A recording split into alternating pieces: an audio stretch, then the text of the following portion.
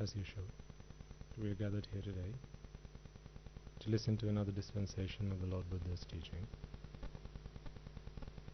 Before we commence, let us all take a moment to remind ourselves how extremely fortunate we are to be students of the Great Master, the Supremely Enlightened One, the Perfect One, the Omniscient One, the Infinitely Compassionate One, who sacrificed and dedicated an entire samsara towards the liberation of all sentient beings, including you and I.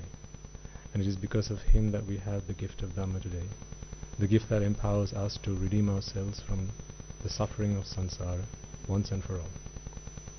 So bearing this in mind, let us first pay homage to the Supremely Enlightened Gautama Lord Buddha. Namo tassa bhagavato arahato samma sambuddhassa. Namo tassa bhagavato arahato samma sambuddhassa. Namo tassa bhagavato arahato samma sambuddhassa.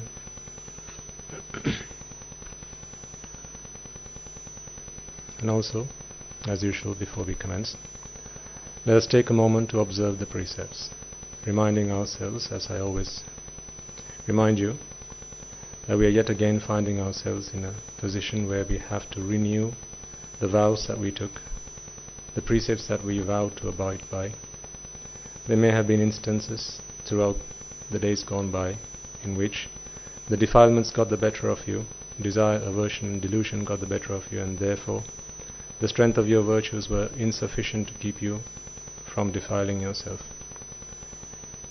In the hope, prayer, resolve and determination that may this have to be the last time I have to abide or take on the vow of abiding by the precepts, let us take a moment to do so. And in order to do so, please repeat all together and after me. Buddhaṃ saranang gacchāmi. Dhammaṃ saranang gacchāmi. Sanghang saranang gacchāmi. Dutiyampi buddhaṃ saranang gacchāmi. Dutiyampi dhammaṃ saranang gacchāmi. Dutiyampi sanghang saranang gacchāmi. Tatiyampi buddhaṃ saranang gacchāmi. Tatiyampi dhammaṃ saranang gacchāmi. Tatiyampi sanghang saranang gacchāmi. Saranagamanaṃ sampunnaṃ. Pānātipātā vēramaṇī sikkhapadang samādhiyāmi.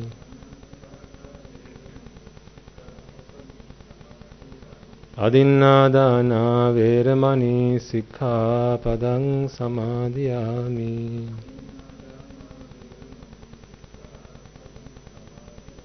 Kāmesu micchāchārā vēramaṇī sikkhapadang samādhiyāmi.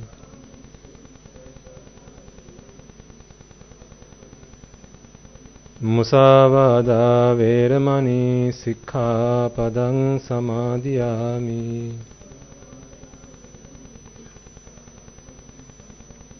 Surāmera majjapamā daṭṭhānā vēramaṇī sikkhapadang samādhiyāmi.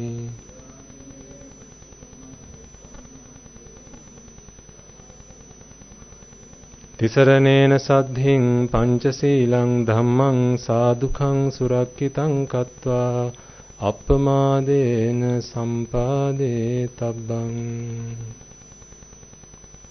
Okay, you may now all be seated.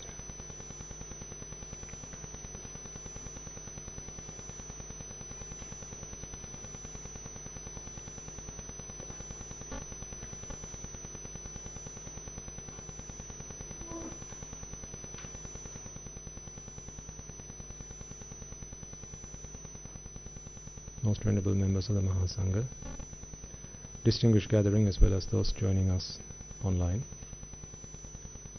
Before we commence the sermon, let us take a moment to invite all the devas, brahmanas, spirits, demons and the dead, all those who have predeceased us, our predecessors, our ancestors, not just in this birth but also in an infinitely long journey in samsara, all of those beings who would have been a mother, father, brother, sister, uncle, aunt, nephew, niece, grandparents, teachers, co-workers, colleagues, so on and so forth.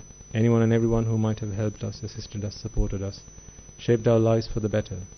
In whatever capacity they might have helped us and supported us stand on our own 2 feet and be better people than we were. Let us take this moment to repay the debts that we owe them, giving them the gift of Dhamma which excels all gifts. This is the prime opportunity to do so. And therefore, before we begin, let us invite them, wherever they may be in these 10,000 world systems. If they have the slightest of capacity to join us, the slightest ability, the opportunity to join us, may they do so. May they witness this meritorious deed and acquire sufficient merit, such that if any of them have today been born in the woeful planes, to redeem themselves and be born in the blissful plane. And for all those beings in the blissful plane, may they be able to listen to this teaching, may they be able to understand it, and may they be able to comprehend it, and attain the supreme bliss of Nibbana.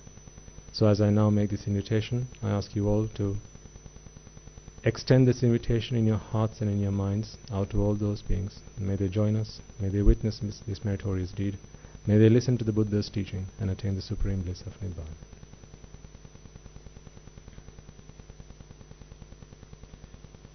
Samanta Chakravalesu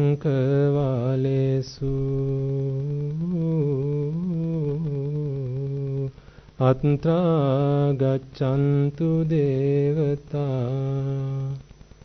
Sadhamang Munirajasansa Sunantu Sagga Mokkadang Dhamma Savana Kalo Ayang Bhadanta Dhamma Savana Kalo Ayang Bhadanta Dhamma Savana Kalo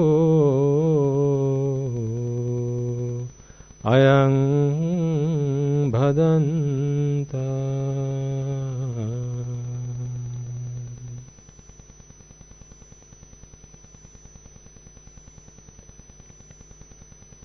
And also, before we commence, let us take a moment to reflect on how the Dhamma has touched our lives and how it has changed us beyond our wildest imagination.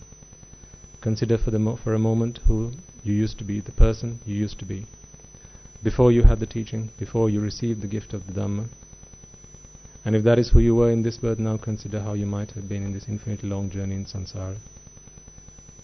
Virtually always been in the association of immoral, ignoble people who continued relentlessly to defile our minds with raga, dvesha, moha, desire, aversion and delusion, and having been blinded with ignorance and attachment, avidya and tanha, innumerable will be the times we will have offended, desecrated, offended and reviled the noble ones, the Samma Sambuddhas, the Pacceka Buddhas, Arahata Buddhas, Anagami, Sakradagami, Sotapannas, be they on the path or having attained the fruits, as well as the Buddha's ministry, the Sambuddha Shasana.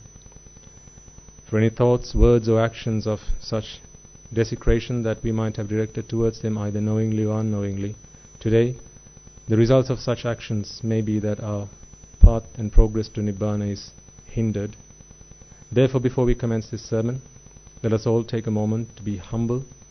With humility in our hearts and in our minds, let us take a moment to seek forgiveness from the noble ones for any misdeeds, any actions or thoughts of slander and desecration that we might have directed towards them.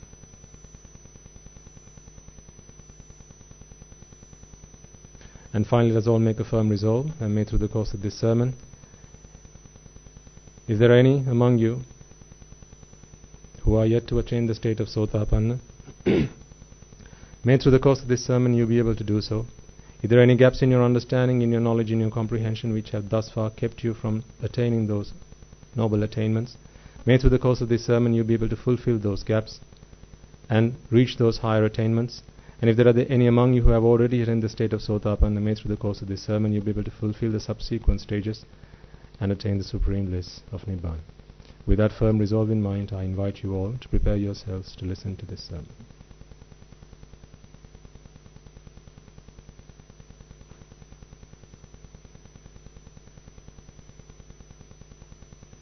Okay.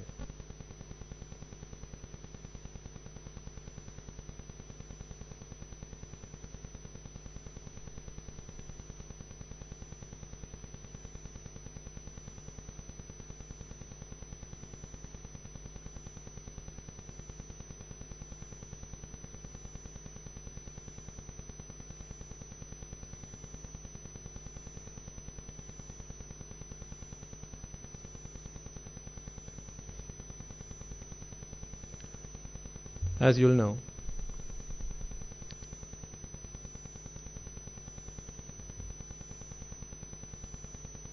we are tireless in our pursuit for perfection.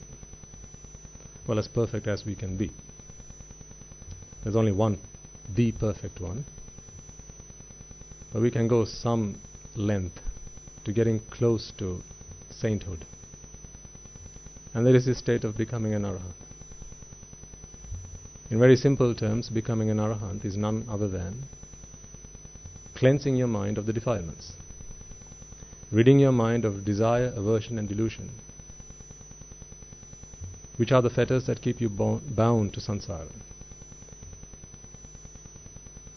These are the defilements which continue to be the voice, resounding voice in our minds that keeps saying existence is a must-have. Existence is the path to happiness. Exist, and you shall be happy. In other words, be, and therefore you'll be happy. So, be happy. You can't really be and be happy, because being is existence. Even an arahant, if an arahant is still being physically alive, they still haven't put an end to all suffering. The mental suffering is gone, obviously, but the physical suffering still prevails. So really the purpose, the ultimate goal of all our efforts must be anupadisesa nirvana, which is passing away into parinibbana. Beyond this point, or just before this point, there's nowhere you can actually found happiness. There's nowhere you can actually say this is where happiness lay. Mental happiness, yes, but if you want all happiness to come if you want to achieve all types of happiness that ever can be achieved, that can only be sought in anupadisesa nirvana, or passing away into parinibbana. So that is our ultimate goal. Now, as I said, we are the monastery.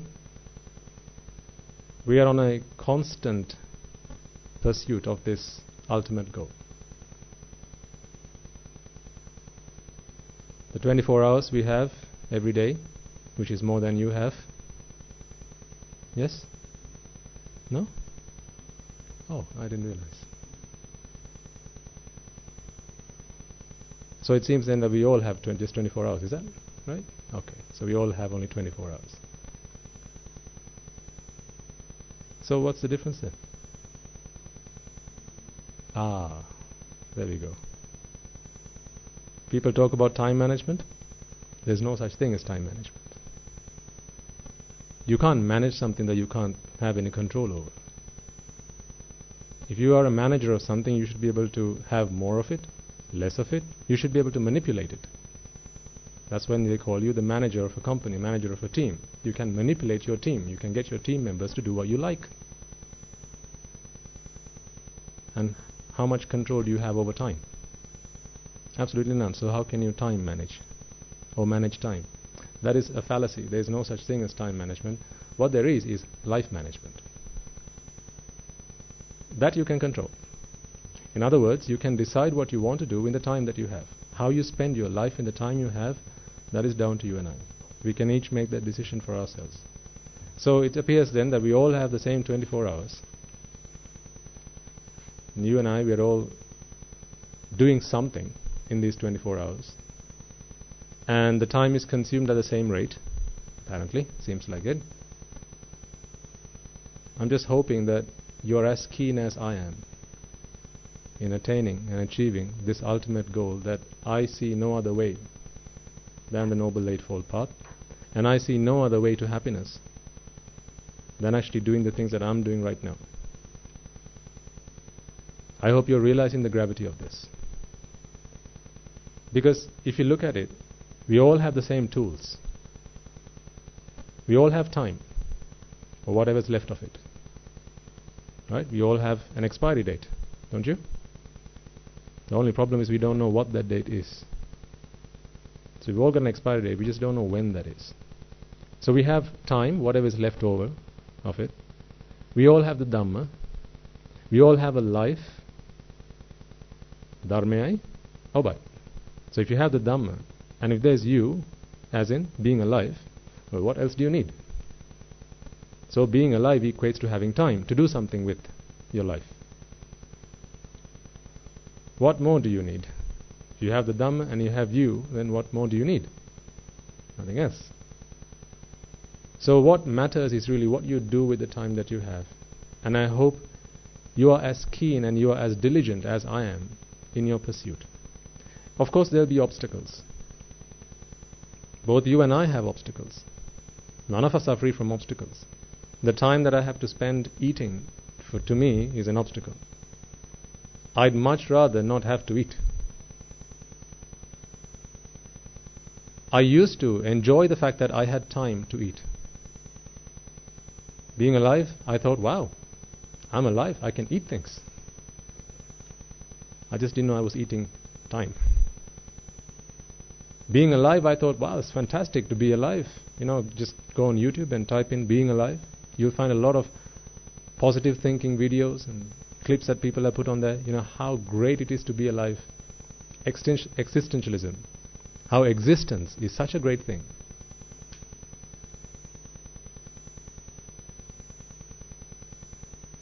Being alive, people want to do things because it has become a case of how do we get to the end of this? Every day is a day that has to be spent, right? Don't you feel that way sometimes? Another day, gotta spend it somehow. It's got to be spent somehow. Does that become a problem in your life? I've got a day, I have to spend it. What can I do today? I have to spend the day. Do I go shopping? Do I do the dishes? Do I spend time with my children? Do we go on holiday? All these problems that we have. I've got a day, how do I spend it? The problem I have is, I know how to spend my day, I just haven't got enough days.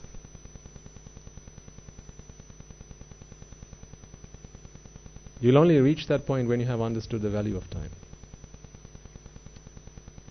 I think it was Charles Darwin who said, someone who hasn't understood the value of an hour has not seen the value of life. I'd even go as far as saying someone who hasn't understood the value of a minute or a second has not understood the value of life. Just ask yourselves, through the course of a day, at the end of the day, do you do a recollection? Do you balance the accounts at the end of the day? If you were to do a business, wouldn't you do that? You would balance your accounts at the end of the day, end of the week, end of the month, end of 6 months, end of the year, right? Annual accounts, weekly accounts, monthly accounts, daily accounts. You're so diligent about how you manage your money. And several times in the sermons I've reminded you, do you guys have a time budget? I hope you're starting to put one together, because guess what? You're running out of it.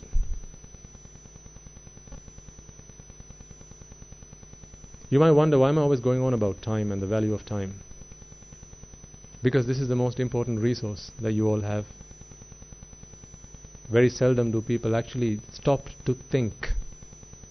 This is the one resource that you can't earn more of, no matter what you do. Because if you're not careful, the repercussions of not spending your time wisely are so severe that one day you will regret. I'd hate to see any of you regret. Today I'll talk to you a little bit about something I made an entrance, or something I attempted to start last week, because I think now is probably a good time to start talking about it, at least in snippets. And I'm talking about the four great hells, the purgatory. Because something that, I think of you the way that I used to think. Right? Because well-to-do, affluent, very educated, right? Having taken refuge in science more than religion. This is the way I used to be. So I was very skeptical of a lot of things. I didn't believe a lot of things that people used to tell me about the hells, about heavens. What a toss. If it's there, show me. Then I'll believe. This is why in the first sermons, right? We are apparently we are reaching 100 sermons in the next few weeks. So you're hitting a century. Is that something to be proud about? Oh, no. Think of it this way. I've had to preach to you 100 sermons and you're still here. In the time of the Buddha, how many sermons did those monks need? 1.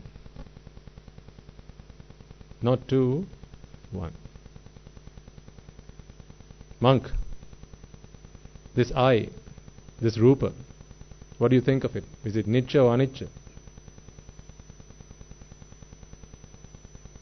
It's Anicca. It's not to my liking. It's conditional, cause and effect, all over. What do you think about the ear and sound? What do you think about nose and smell? What do you think about the tongue and taste? And finally, what do you think about the body and touch? Well, it's all the same, sire. Well, you've understood. Now, off you go. Sometimes monks would come back. Sir, can I ask another question? No, sod off. You won't waste my time. Don't come here wasting my time. You've understood the teaching. Don't come here again asking for instruction. The thing is, he could say it because he could check. Whoever came in front of him, he could check their understanding. This is a power that only the Buddha possesses.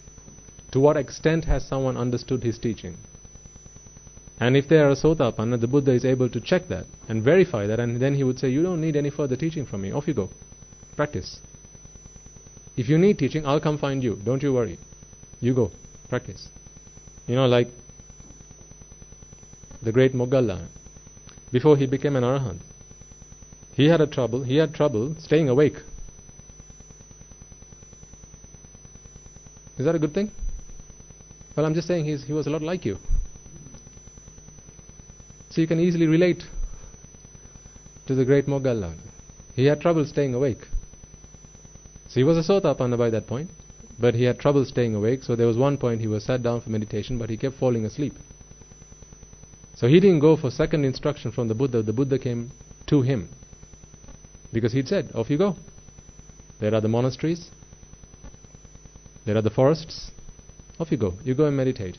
Because now, what did he mean by meditation? Contemplate. Reflect on what I have taught you.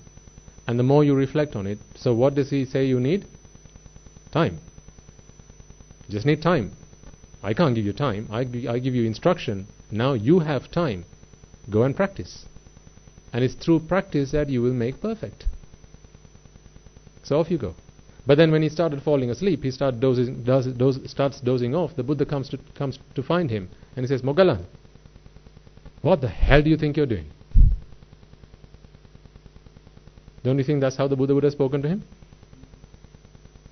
Oh, how do you think the Buddha? Excuse me? Moggallana, wake up. Oh, little darling, you're falling asleep. I doubt that's how the Buddha would have spoken. He would have said, you fool, wake up. What do you think you're doing? Be diligent. You know you're falling asleep, so how dare you? Do you not realize the value of human life? Here are some things you can do if you're falling asleep, but don't just sit there dozing. Get up. Walk if you must. Go wash your face. Jump if you want to. Do whatever you want. Just don't fall asleep, because you're wasting your precious time. He would have been very stern. We're talking about the greatest personality there ever lived. This is the Supreme Buddha.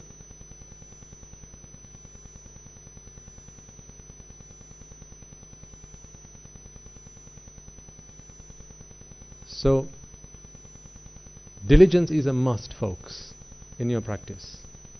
I keep telling you, and I haven't asked you the question yet, are you putting in the 15 minutes every day? One of these days I'm going to ask you, so I keep warning you, one of these days I'm going to ask you to put your hands up. Don't be the one who has to be ashamed, because you can't lie to a monk. That would be a sin in itself. So you better be the one. You better not be the one who can't put their hand up when I ask you, have you all been doing your 15 minutes every day? See, I didn't even ask you for half an hour, not even 20 minutes. I just said 15 minutes. Do you remember why I said only 15 minutes? Why? It's easy to do. And besides, if you do the 15 minutes every day, consistently, that's the name of the game, consistency. If you do 15 minutes every day, I won't have to ask you to do half an hour. It'll be a natural urge for you to extend that duration. You will want to do it naturally. I won't have to force you to do it. 15 minutes is what I'm forcing you to do. Try 15 minutes. Half an hour will come naturally. 45 minutes will come naturally. An hour will come naturally. 12 hours will come naturally. 18 hours will come naturally. It'll all come naturally. You just have to practice. There'll be a day when waking up from meditation will be what you detest. Must I wake up from my meditation? Can I not continue? Give me 5 more minutes. Can I have another 5 more minutes, please? Is what you'll be asking for. You'll be begging for time to meditate. Because again, remember, this is contemplation. Because the more you contemplate, the happier, the joy that you feel inside you, folks. Trust me, because I say this through my own personal experience. The joy that you feel through reaching the higher states. I'm not talking about jhanas. I'm talking about cleansing your mind of defilements. Is uncomparable to anything else. Sensuality is a cesspit. Sensual indulgences is a cesspit compared to the bliss that you can experience through detachment, non-attachment. I'm telling you because I know this. Believe me when I say so. You won't have to believe me if you only tried it. Then you can believe yourself. You will know through conviction. You will know through experience. So, as I was saying, I'm going to start to talk to you just a little bit today about the naraka, or the purgatory, as I call these are the hells where there's the most amount of suffering. And I'm going to start to talk to you about this now, because I gather, a lot of you will have now been listening to the sermons for a long time, and you have found that the teaching of the Buddha is extremely logical. Every time someone comes and talks to me, I dare them, I challenge them, find a hole, anywhere. You can break this system, and I will bow to you. I will give up my robes if you can prove to me that the Buddha's teaching is false. There you go, my challenge to you. I will come back to the life of a layperson if you can prove to me that the teaching of the Buddha is false. If you can find any gaps in his teaching, if you can pick holes in his teaching and say, no, attachment is not the cause of suffering, I will come right now. Come back to lay life. I will. With such confidence, I can tell you, keep trying. You'll never will. You never will. But don't give up. Keep trying. So, if you have come to some level of understanding that, hey, this is an extremely logical teaching. Who is the master of this teaching? Who is it that gave us this teaching? It's the Buddha. Now you begin to have some faith in the Buddha. Now you begin to have some conviction in the Buddha. With that faith, with that conviction, with that belief in his expounding, with his teaching, with his dispensation, now you're willing to consider some of the other things that he has explained and talked about in the scriptures. This is why today I've brought a copy of the Devaduta Sutra. One of the sutras in the Tripitaka in which he talks about the suffering in the hell. So I've managed to find an English translation of it.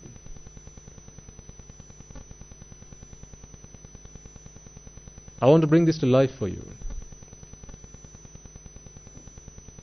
This is the consequence if you don't attain the state of Sotapanna.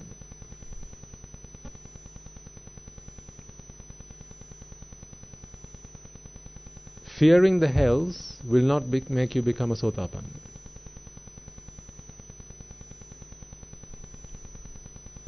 Fear of the hells is not going to make you a Sotapanna. Comprehension of the Dhamma, that's what makes you a Sotapanna.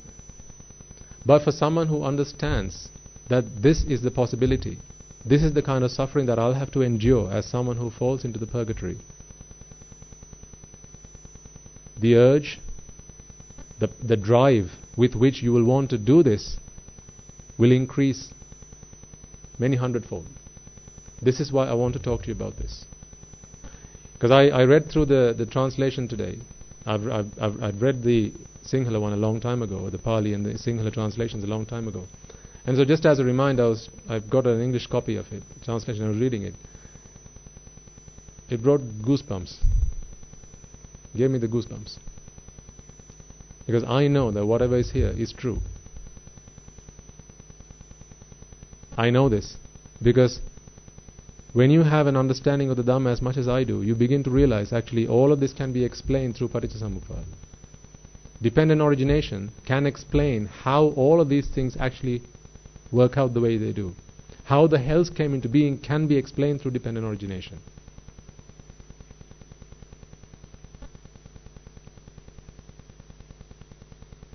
Let me read some of this to you.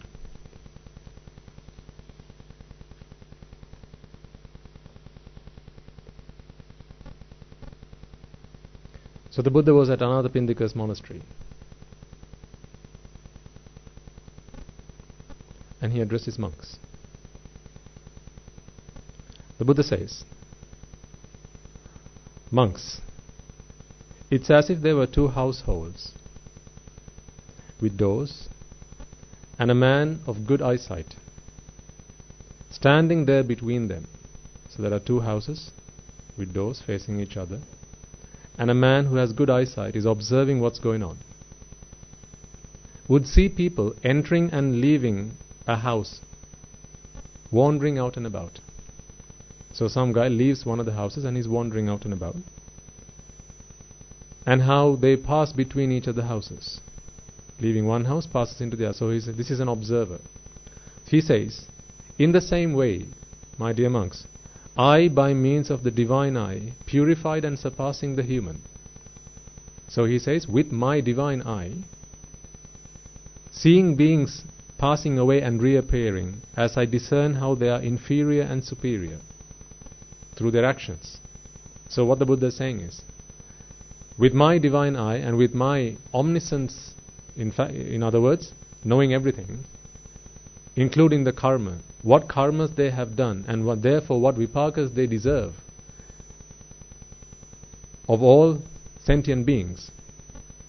As a man observing a person leaving one house and entering another, and then leaving that house and entering another house, these beings who were endowed with good conduct of body, speech and mind, Kaya Sankara, Vachi Sankara and Mano Sankara, of good conduct. So those of you who have engaged in wholesome deeds and in the kusalas, who did not revile noble ones. What is to revile noble ones? Arupavada. This is why we always seek forgiveness for the Arupavada before we commence a sermon. Who held right views. So who of the belief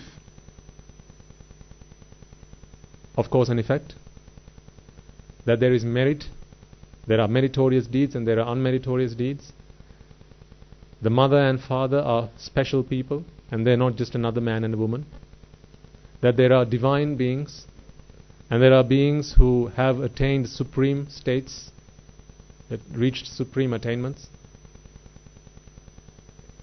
with the breakup of their body after death, have reappeared in a good destination.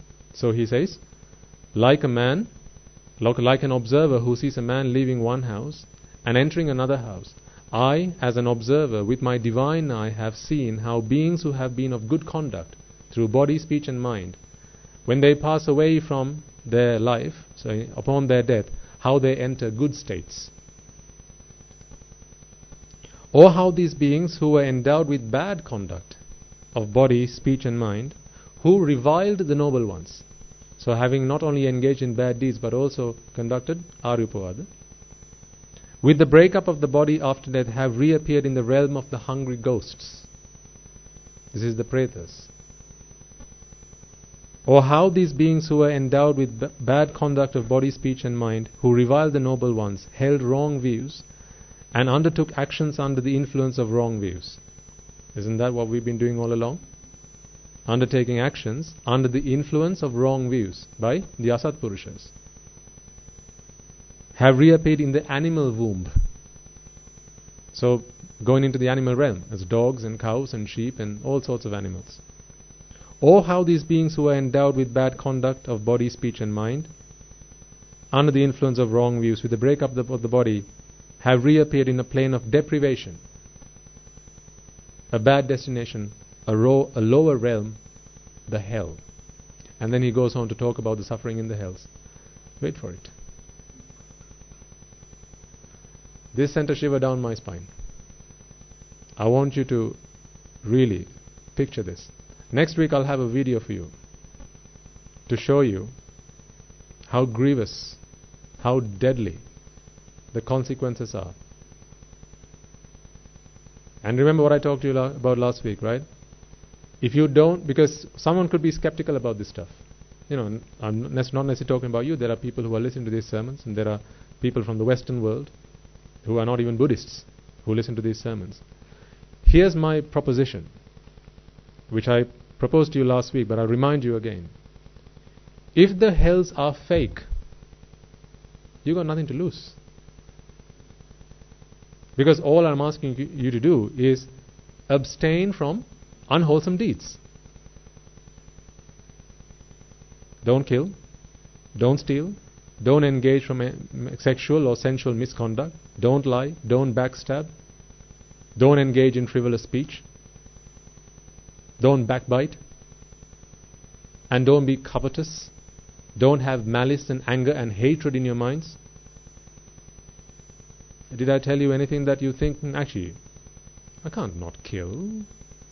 Was there anything that I said that you thought, that's so unfair? You said don't lie. No, that's so unfair. Is there anything that I said that sounds unfair? No, you know, after all, if hell doesn't exist, at least you'll stay out of prison. But what if the hells actually do exist? Just what if? If they don't exist, nothing's lost. But what if they do exist? And then you don't believe in these consequences. So you think they don't exist, and therefore you continue to engage in unmeritorious, unwholesome deeds. What if they actually do exist? And then when judgment day comes. So I don't mean in the Catholic sense of judgment, right? I mean in the sense of this is your final moments of being alive.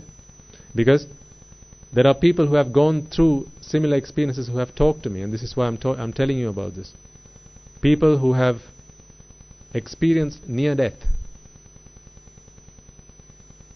There's one of our monks who was so close to it.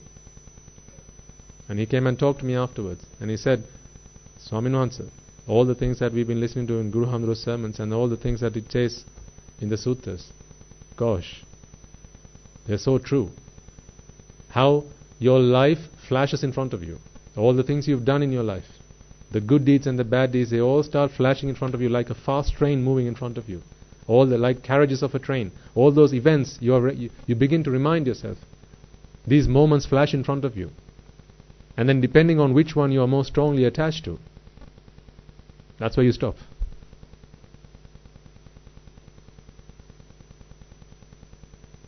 If you stop on a good car, good. But this is a gamble. This is why you have to become a Sotapanna.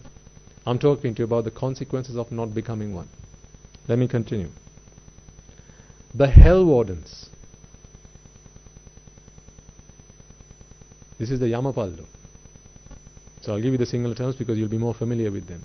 The hell wardens, like the jail wardens. Okay? The hell wardens, the prison wardens. Seizing by the arms, present this being to King Yama. This is the king of the hells. Upon this presentation they say, this is a man, your majesty, with no respect for mother, with no respect for father. Why so?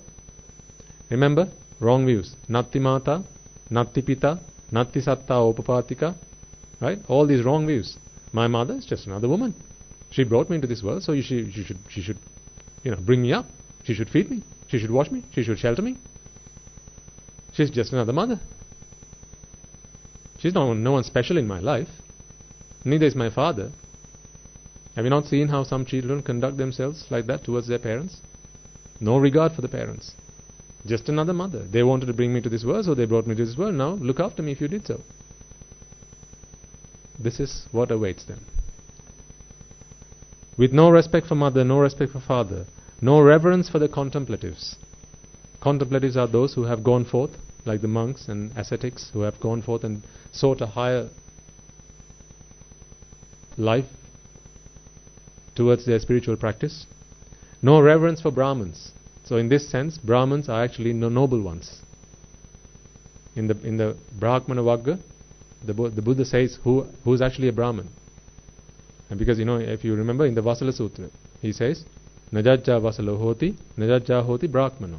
One doesn't become a Brahmin or an outcast who's a Vasala by birth. It is through your actions one becomes an outcast, and it's through your actions one becomes a Brahmin.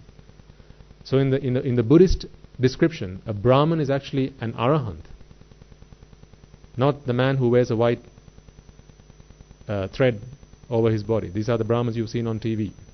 That's not the Brahmin that the Buddha talks of, the noble ones.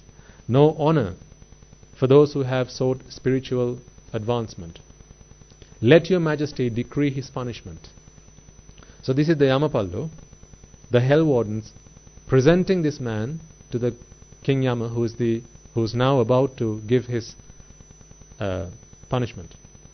Now, as some of you may have heard, the King Yama is a very ruthless deity. He's actually a deity. So his abode is actually in the heavens. But he goes to office in the hells. That's where he goes to do his job. Like you go to work and you come back home. So actually, now I'm not kidding, I'm serious. King Yama is actually a deva. His abode is in the Yama world. But to render his service as the king of the hells, to deliver his punishment and to deliver his judgment, he comes and serves in the hells. So the King Yama interrogates this man regarding the first Deva messenger. So it's called the Deva Duta Sutta, and the meaning of that is Deva messengers. A Duta is a messenger. Deva Duta is a godly messenger. So King Yama says, see how benevolent this king is. Despite, or rather contrary to common belief that this guy is a very ruthless king, heartless, and wanting to punish people, actually no, he's a very benevolent king. He's very just. He wants to give this guy a second chance. This is why he interrogates this man and asks him about the 5 messengers. So this is what he says. My good man, didn't you see the first Deva messenger that appeared among human beings? So King Yama asks this man, I sent a messenger. Did you not see him? I didn't, Lord, replies this man. Remember, I always remind you that death, I always remind you about death, I always remind you about being heedful, I always remind you about being diligent in your practice. Don't wait, old age is catching up, right? And sickness and illness, these are all things that you're going to have to suffer from. You're lucky to be hearing this from me.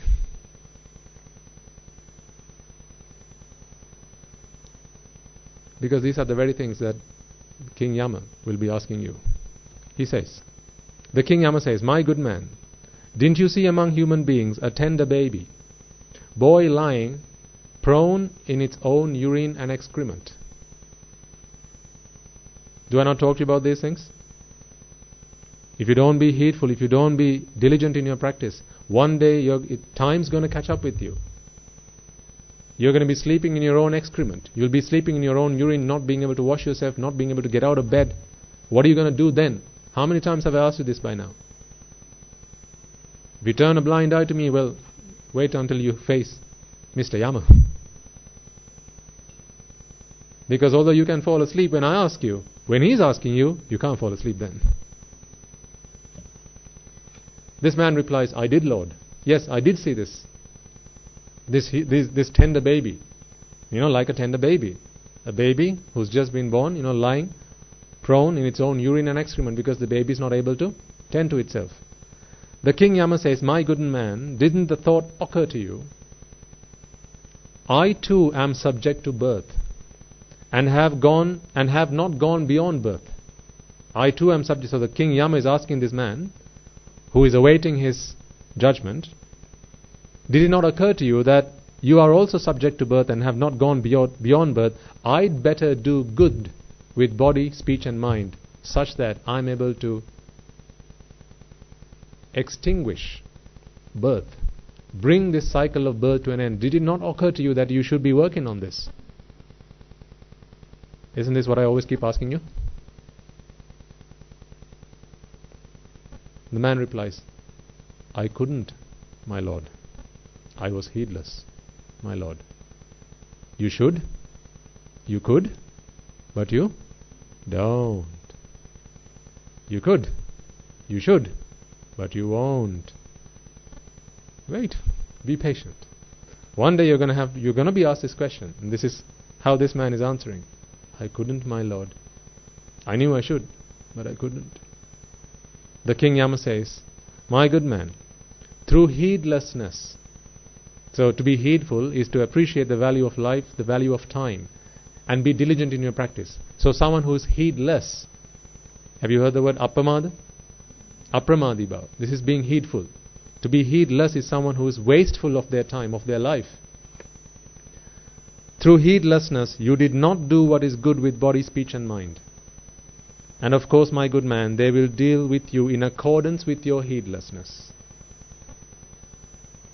For the evil karma of yours was neither done by your mother, nor done by your father, nor done by your brother, nor done by your sister, nor done by your friends and companions, nor done by your kinsmen and relatives, nor done by the devas. There's a really salient point I want you to capture here. It's not simply the fact this Yama king is pointing out, these actions are yours. They're not the actions of your mothers or your fathers or your brothers or your sisters. That's not the only thing that we can get out of this. It may just be that these are the very people that influenced you to do the bad deeds. Remember, I have talked to you how people, karma and vipaka is like serving yourself at a buffet. You take your plate, you go along the buffet, and then you serve you. Everyone's prepared to serve you, right? Would you like some of this, sir? Maybe an extra chicken leg, sir? Some prawns, sir? Would you like another spoonful, sir? Right? Everyone's serving you as you go through the buffet. But when it's time to eat, do the people who have served you come help you eat? No. You've got to eat by yourself. No matter what's on the plate, you have to eat by yourself. This is the salient point we need to capture out of this. Because he says, for that evil karma of yours was neither done by your mother, but it might have been the mother who influenced you, nor by your father, it might have been the father who influenced you. Now I want you to think about how you may be influenced in your life by these very people, and how you may be the people influencing those in your guidance. Do you influence your children to be heedful, or do you influence them to be heedless? Do you remind them about the need to purify their mind, thoughts and actions? Or mind, body and actions? Or do you talk to them about becoming the best in the world, becoming number one, earn their riches, earn their wealth, become prosperous? Ask yourself, because this question your children will have to answer one day. That evil karma was done by yourself, and yourself will have to experience its consequences. It doesn't matter who influenced you. It doesn't matter who got you to do it. You can't then say, she said, she said. That doesn't stand in the court of judgment. He said, she said, you did it. That's all that matters. Then, having interrogated the man regarding the first Deva messenger, because now this man has failed the first test. But you see how benevolent this king is. He's very kind. So he tries a second time. Further down the line is when actually I got my first electric shock down my spine. I'll come to that in a moment. So he tries a second time.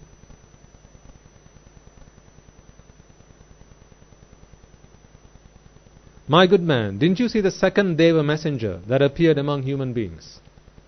Again this man answers, I didn't, Lord. The king Yama says, my good man, didn't you see among human beings a woman or man? Now ask yourself how close you are to this. 80, 90, 100 years old. Aged. Bent over. Supported by a cane. Palsied, cerebral palsy. So, in other words, paralyzed. Miserable. Broken-toothed. Grey-haired, or no head. Scanty-haired, bald, wrinkled, with limbs all blotchy. Am I close to some of you? Or getting there? Getting there. So the king Yama asks, did you not see among men people like this? This man says, I did, Lord. I did. Then the king Yama asks, my good man, didn't it occur to you that I too am subject to aging? Please ask yourselves, folks, is this not the question I keep asking you every time? Does it not occur to you that you are also destined for that journey? You are all destined for this inevitable consequence. I too am subject to aging, have not gone beyond aging. Therefore, I'd better do good with body, speech and mind. So what does being good mean? Becoming a what consultant? What consultant? What engineer does it mean to do good? Aeronautical? Computer? Civil? Is it BSc, MSc or PhD? Which one? No, he's talking about purifying the mind, purifying your actions, purifying your words by following the Noble Eightfold Path. Did it not occur to you that this was coming to you? Don't you think my dad is a Deva messenger? Do I not tell you, remind you how sometimes he speaks to me on the phone, he's always crying, these minis are hurting, backs hurting, heads aching, this aching, that aching, everybody, everywhere aching. My dad is a Deva messenger. Did I not tell you how when he came and worshipped me, he couldn't stand up on his own 2 feet? How I had to help him? Was he not a Deva messenger to me? I see him as a Deva messenger. I'm asking you, are you? Folks, you're going to be asked this question. I'm giving you practice papers,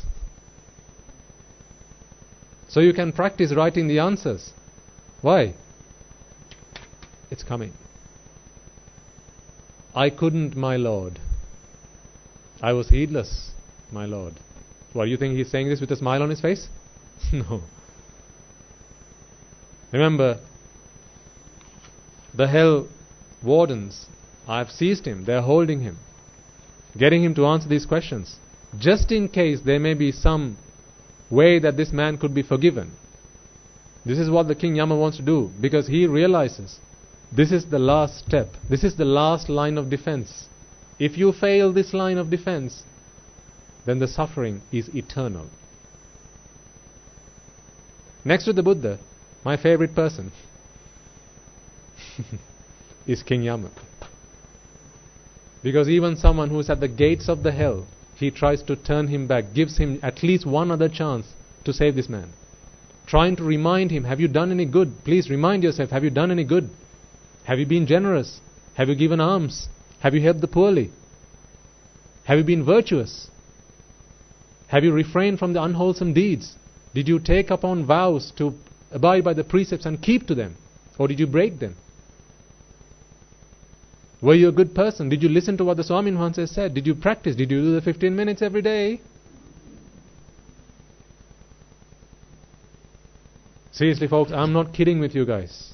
I want you to take this seriously because this is coming.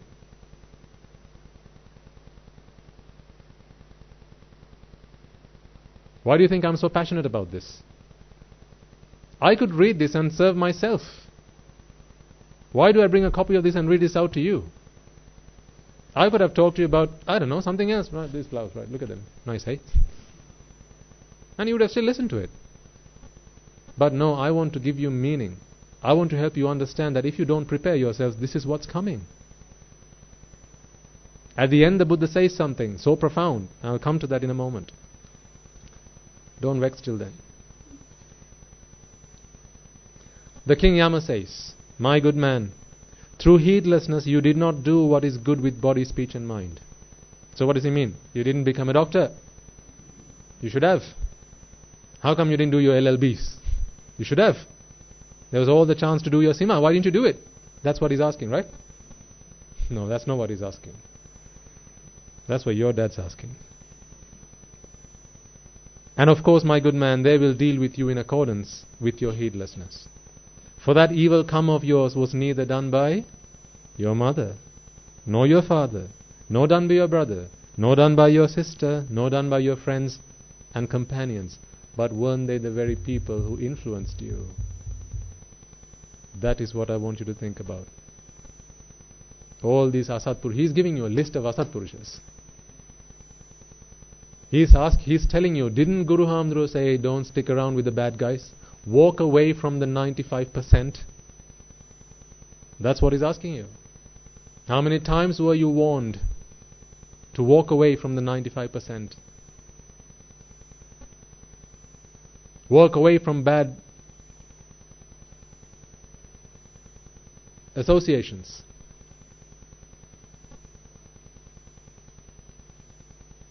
It was not done by your kinsmen and your relatives, nor done by the devas.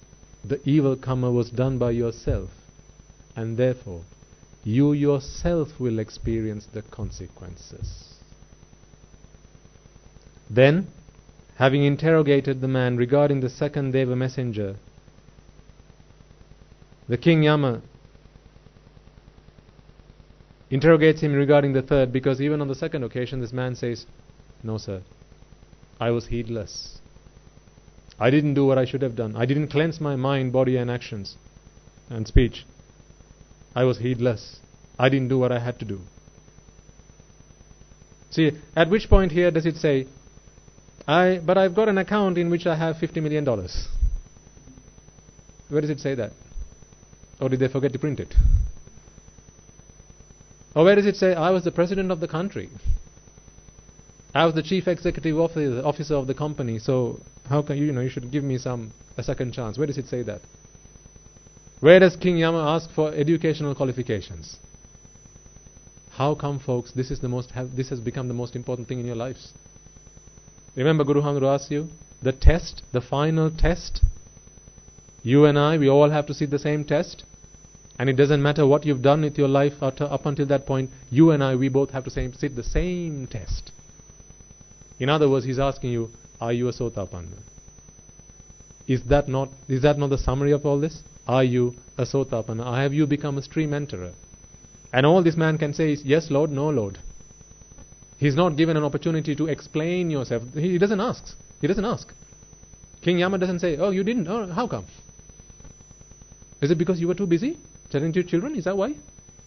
Or was it your wife who needed you by your side, therefore you couldn't do meritorious deeds and attend to the attainments? Is that why? No, there's no chance to explain. Extenuating circumstances don't appear anywhere.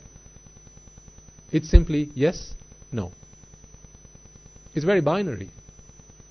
When you are face to face with King Yama, it's a binary question, yes or no.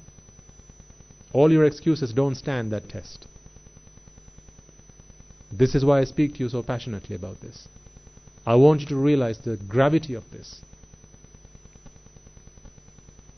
My good man, didn't you see the third Deva messenger? See, he's giving him a third chance. Is it any wonder that he's my second favorite man on this planet?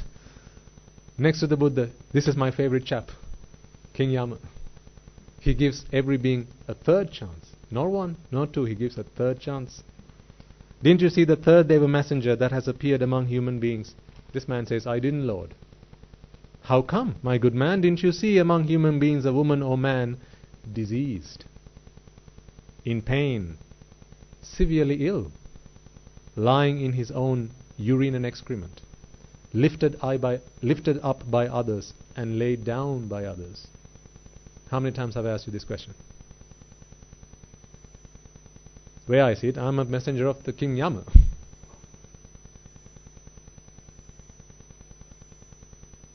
How many times have I asked you, have you prepared yourself for the inevitable? Because this day is coming. Do you not see that you're all moving to this inevitable state of total incapacitation and mental exasperation?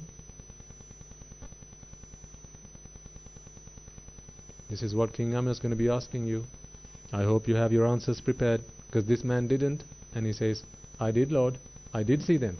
Well then, how come, my good man, that the thought didn't occur to you that I too am subject to illness? I too have not gone beyond illness. I'd better do good with body, speech and mind. How come you didn't realize? So let me read on. How come you didn't realize that you had to do biology, physics and chemistry for your A-levels, my good man? Why did you settle for arts?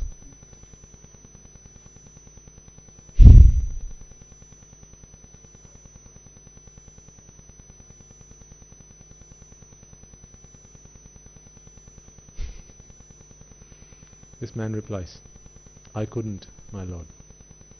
I should have, but I couldn't. I was heedless, my lord. Then King Yama says, my good man, through heedlessness you did not do what is good with body, speech and mind. And of course, my good man, they will deal with you in accordance with your heedlessness. For that evil come of yours was neither done by your mother, nor your father, nor your brother, nor your sister.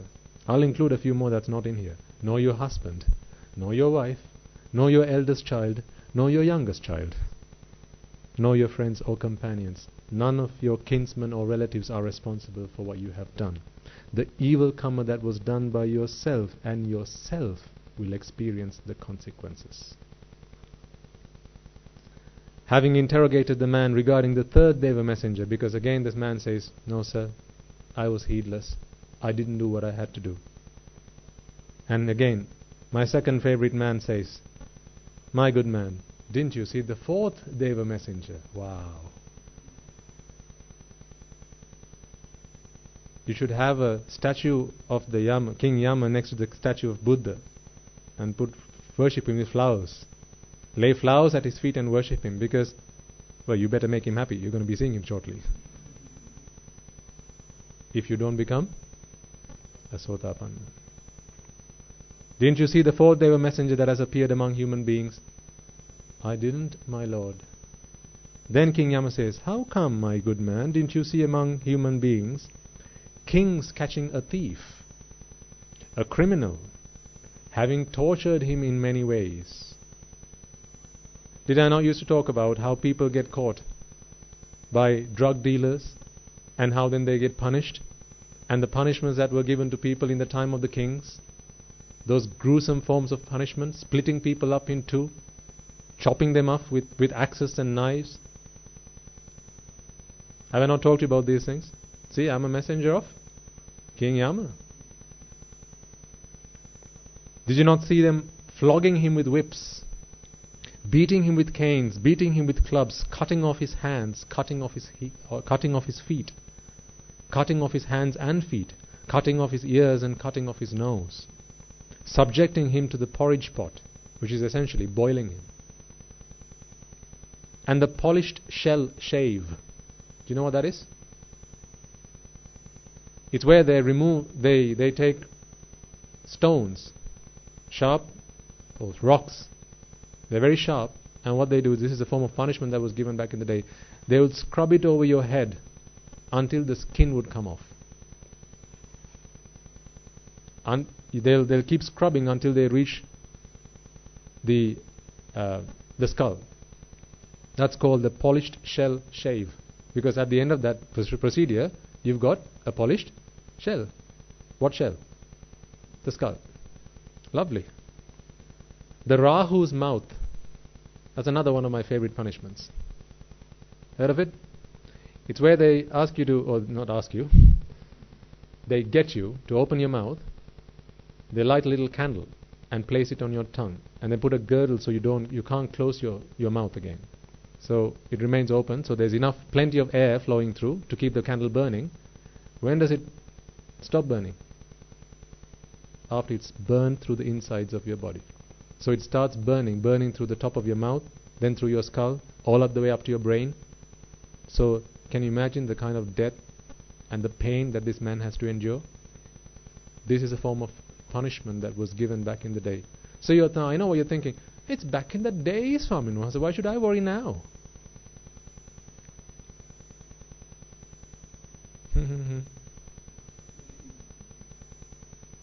What if you get caught by some drug dealers?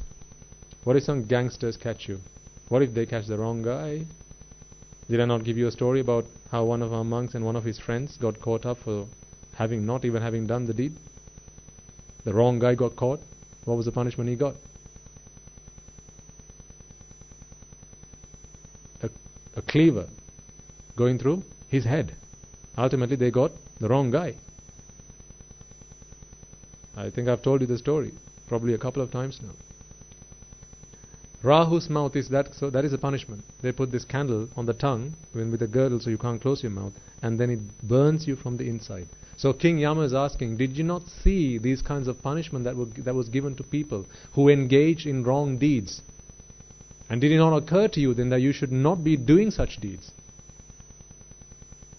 Ask yourself, folks, how many bad things do you do in hiding? Because if it came to light that you do such deeds, what kind of punishment you'll have to face? Because no matter who you hide from, you can't hide from your own conscience. And you can't hide from the King Yama, because he knows everything you've done. Because it's karma that takes you there, you can't hide from karma. I mean, the Buddha couldn't. What chance do you and I have? The Rahu's mouth, the flaming garland. Well, you can imagine what that might be. So it's a garland that is put around your neck and all over your body, and then it's set alight.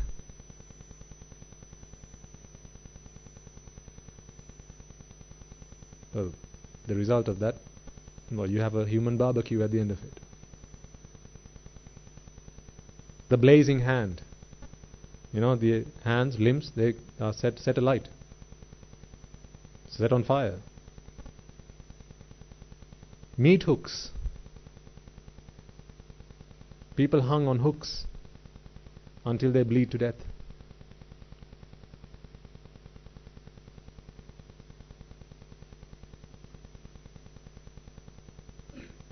Lye pickling. You know what a pickle is? Of course I know what a pickle is. So once I have it every day. Lye is a strong chemical. So lye pickling is where they put you in an acid bath, essentially. These are forms of punishment. When? Back in the old days, huh? So we don't need to worry about that now, eh? A lye pickling. So essentially, you are the pickle. You have cucumber pickle. How does it become pickle? You put it in acid. So here he's talking about human pickle. When you get put into an acid bath. You should watch Breaking Bad, you'll see that. Pivot on a stake. What does that mean? You get a rod shoved up your body, and then left to die. Having him splashed with boiling oil. These are all forms of punishment. Devoured by dogs. All forms of punishment. There are plenty of websites, folks, where people do these things. They deliver these kinds of gruesome punishments and actually put up videos. I'm not going to name any of those websites because that would not be right of me to do so. But if you search the web, there's plenty of it. It's out there. It's out there in the public. And think about it, right? If a monk like me living in a monastery can access a website like that, what about gangsters? What about your enemies? If someone wants to punish you, if someone wants to, take out a grudge on you, someone wants to avenge you, there's plenty of ways and means out there. And if you don't have any ideas, there are plenty of websites you can go and get such ideas. A monk living in a monastery can access such information. Well then, what is there to say about people out there? I assume none of you have enemies. Don't we know, eh? Impaled alive on a stake. To impale is to, again, put someone on a stake. So essentially to stick a stake under this man. So usually it goes up the backside, right through the body and out the mouth. Cutting off his head with a sword. So essentially King Yama is asking, did you not see how people who conducted themselves in the wrong ways, having done bad deeds, were punished by the kings and others? This man says, I did, my lord.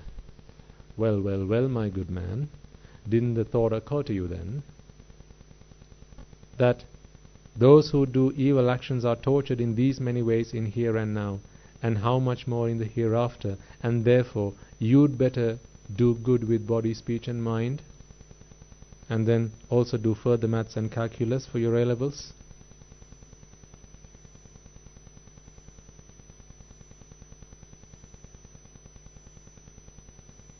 I couldn't, my lord. I should have, but I didn't. I was heedless. The King Yama says, my good man, through heedlessness you did not do what is good with body, speech and thought. And of course, my good man, they will deal with you in accordance with your heedlessness. For that evil karma of yours was neither done by your mother, by your father, by your brother, by your sister, and my two favorites, by your husband, by your wife, and nor by your friends or companions, nor done by your kinsmen and relatives, and nor done by the devas. The evil karma was done by yourself, and yourself will experience its consequences. Having interrogated the man regarding the fourth Deva messenger, what do you think King Yama does next? He deserves worship, doesn't he? Next day after we say Namo Tassa Bhagavato, we'll have a gatha to pay our homage to King Yama also, okay? We'll do that from next week. My good man, didn't you see the fifth Deva messenger that appeared among human beings? I didn't, my lord. Ah, well, let me remind you. My good man, didn't you see among human beings a woman or man 1 day, 2 days or 3 days dead? Bloated, livid and oozing with lymph? Did you not see dead men? Have I not reminded you about dead people and how people die, and that you are all destined for that?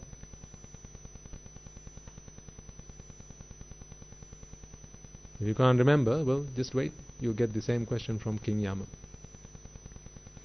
Oh, I did, Lord. Then King Yama says, my good man, didn't the thought occur to you then?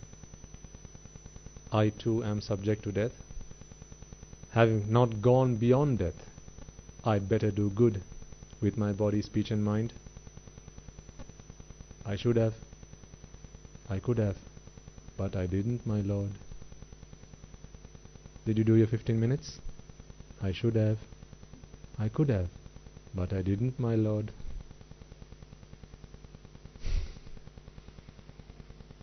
My good man, through heedlessness, you did not do what is good with body, speech and mind. And of course, my good man, they will deal with you in accordance with your heedlessness. For that evil come of yours was neither done by your mother, nor your father, nor your brother, nor your sister, nor your uncles, aunts or nephews, nor your colleagues, nor your best mate, nor Facebook, nor Mark Zuckerberg. No, it doesn't say any of that here. None of them are responsible for your actions. You and you alone are responsible for your actions. You and who else? And who else? No, you and you alone are responsible for your actions. But he said so. But she said I should do it. So what does King Yama say?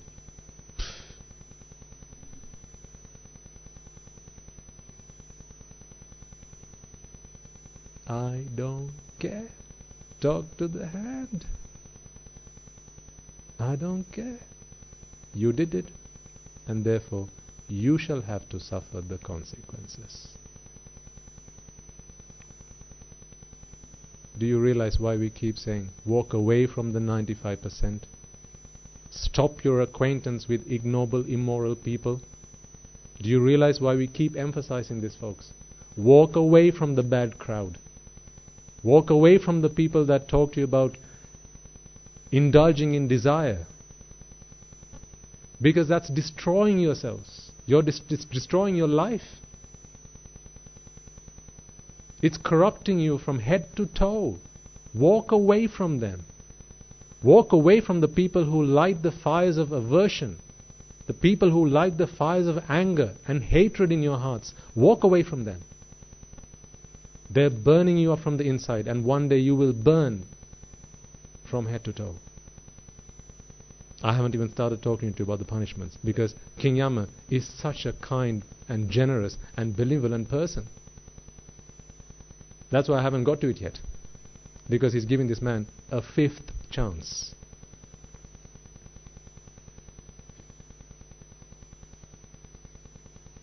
I should have. I could have. But I didn't, my lord. The King Yama says then, my good man, through heedlessness you did not do what is good with body, speech and mind. And of course, my good man, they will deal with you in accordance with your heedlessness. For that evil come of yours was neither done by, come on, your mother, your father, nor done by your brother, nor your sister, nor done by your friends and companions, nor done by your kinsmen and relatives, and nor done by the devas. It was not done by your husband, it was not done by your wife, it was not done by your children. It was done by you and you alone. And therefore, you yourself will have to experience the consequences of your karma. So now he's given this man 5 chances, right? It's the next line that sent a shiver down my spine. Let me read this out to you. Then, having interrogated this man regarding the 5th Deva messenger, King Yama falls silent.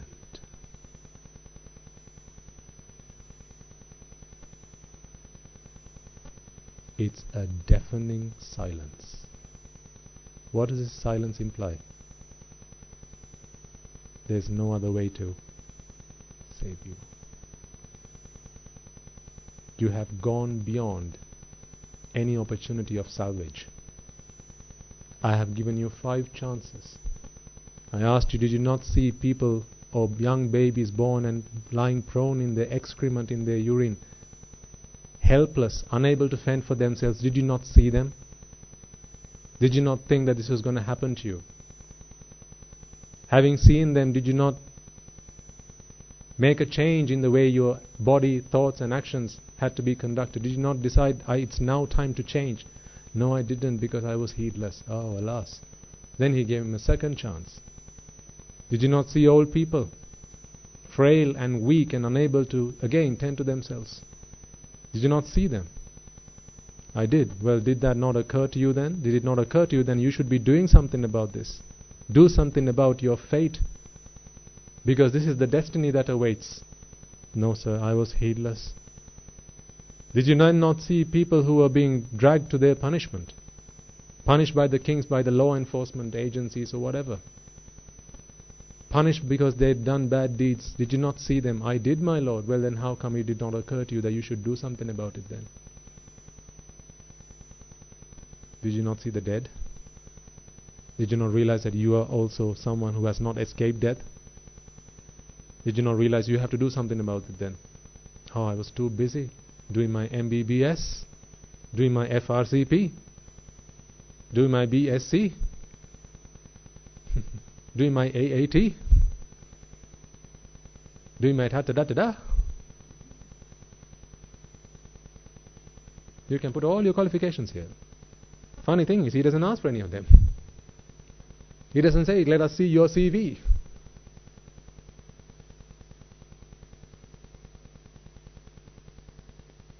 He doesn't ask for a copy of the CV. It doesn't say anywhere, show me your resume. But where have you been spending your lives? What have you been doing with your lives? Building up and forging up your resumes? Making it spick and span, right? Getting all the stars on it. Making it shine and above the rest. They don't ask for it in the afterworld. They don't ask for it. All they ask for is, how did you conduct your body, speech and thoughts? Are you a Sotapan?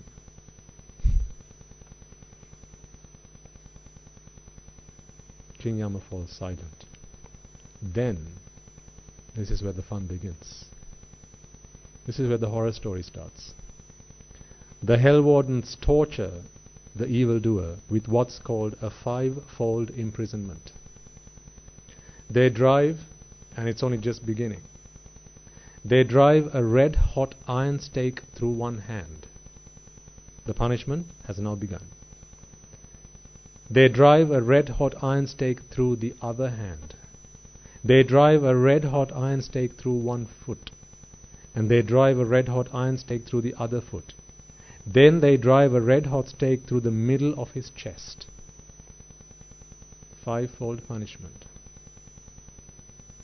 This man feels pain, piercing feelings, and yet, this is where it sent the second shiver down my spine.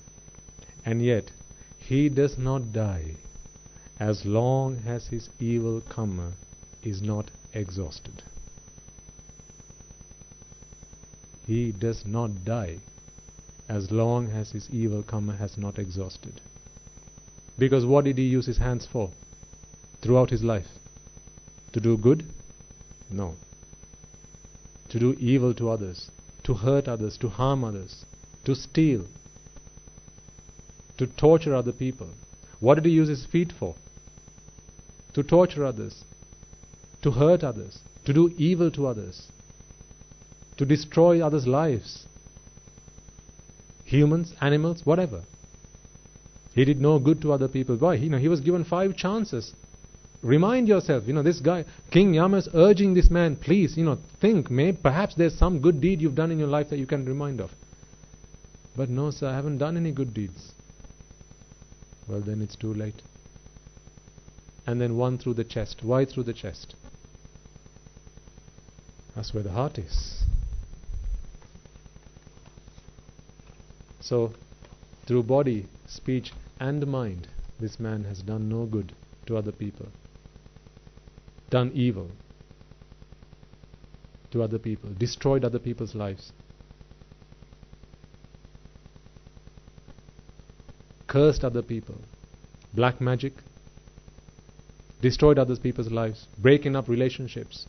Cursing other people. Torturing other people. Making life a hell, a living hell for other people. Backstabbing. Lying to take away other people's opportunities of any success. This is what he gave other people, and now he's getting what he deserves. Then the hell wardens lay him down and slice him with axes. Anyone sliced bread before? So this is slice by slice, slicing up a human being. Very methodical, right? Surely they must have done some kind of degree for this. Very methodically, slicing, not chopping, they're slicing. Inch by inch, this man gets sliced up. Is this very disturbing for you? Should I stop? Because if this sounds like a nightmare, wait till you actually face the nightmare from which you can't wake up. This you can stand any time and go out of the room and then, oh, thank goodness, I don't want to listen to it anymore.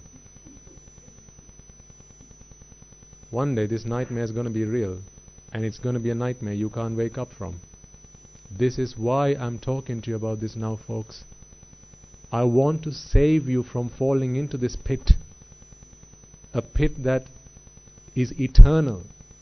You can't get out of it for a very, very, very long time.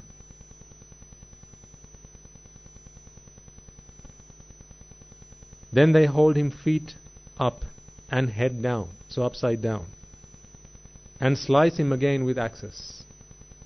Then they harness him to a chariot and drive him back and forth over ground that is burning, blazing and glowing. So imagine embers, red hot coal. Tied this man to a chariot, and this chariot is being driven up and down, dragging this man along. You can see all of this in the video next week. Then they make him climb up and down a vast mountain of embers that is burning, blazing and glowing.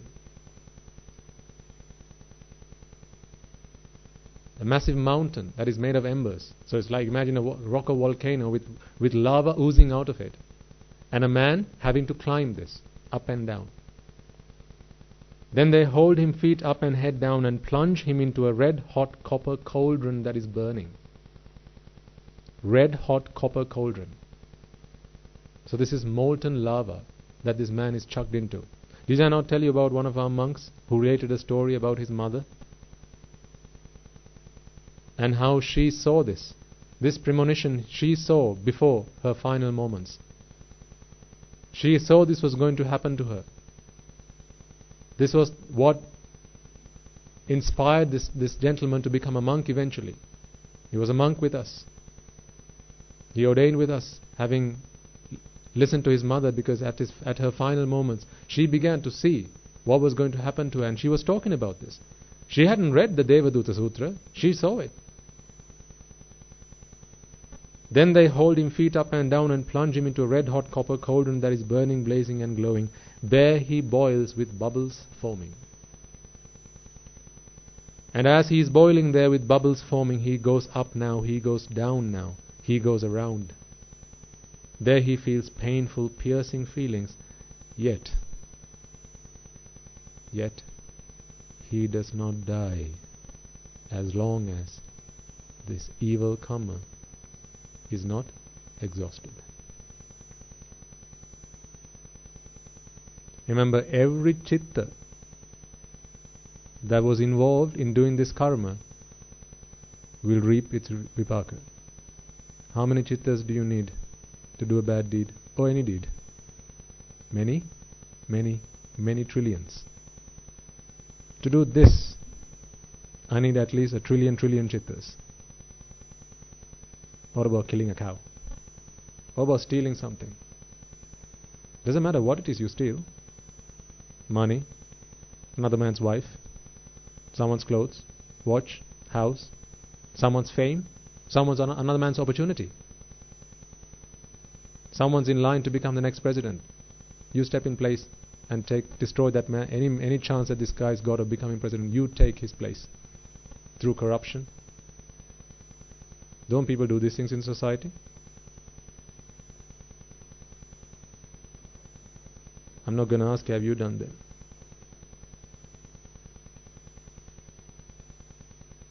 Then the hell wardens throw him into the great hell. So that was just the beginning. Now they throw him into the great hell. As to the great hell monks, the Buddha says, it's four-cornered and has 4 gates, set in the middle of each side. So there are 4 sides to this, and in the middle of each of the sides there's a gate. a huge gate. It's surrounded by an iron fortress wall and roofed with iron.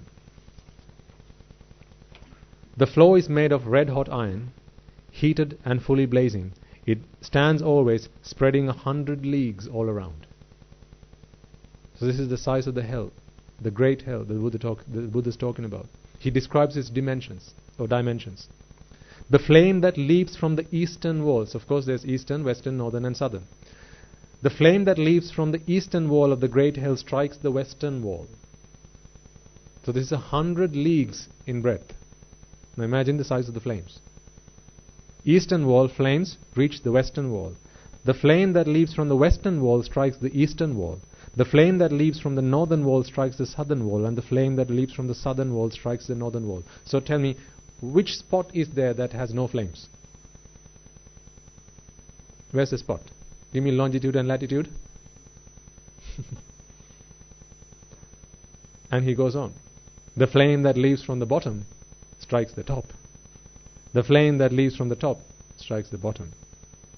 There he feels excruciating pain, piercing feelings, and yet he does not die as long as the evil karma that he has done is not exhausted.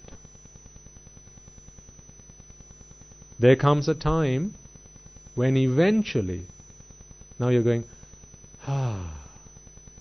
no, wait. Why such a rush? Wait. Eventually, with the passing of a long stretch of time, the eastern gate of the great hell opens. Freedom! Therefore he runs, rushing quickly. And as he runs there rushing quickly, his outer skin burns. I'll show this all on video next week. So make sure you don't turn up next week. His inner skin burns. His flesh burns. His tendons burn. Even his bones turn to smoke. But when he finally arrives at the eastern gate, the door slams shut.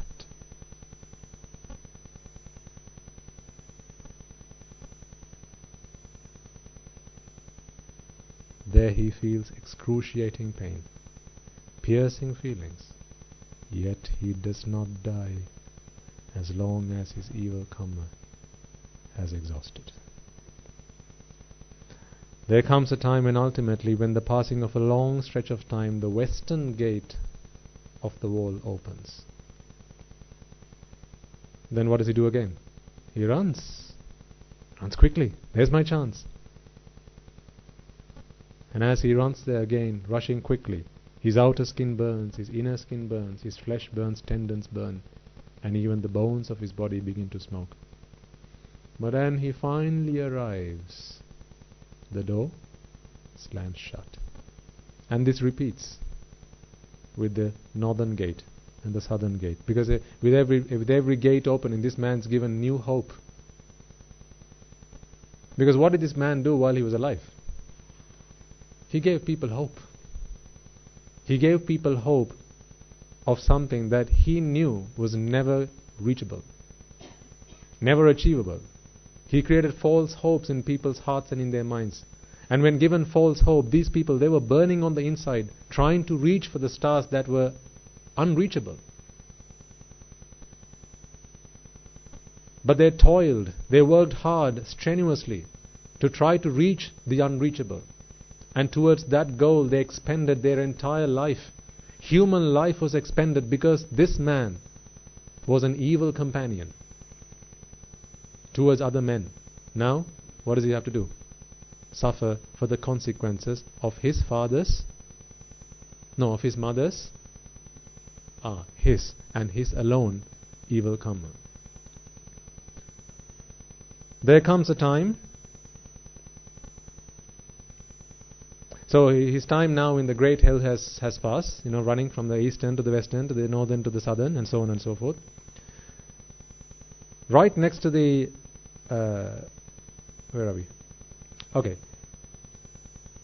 So as he runs there, so he's now running to the eastern gate. Runs quickly, his outer skin burns, his inner skin burns, his flesh burns, his tendons burn, even the bones turn to smoke. And this time when he reaches the eastern gate, he gets there just in time. Yippee! And he gets out through the gate. Fantastic, right? Let's put a Facebook update.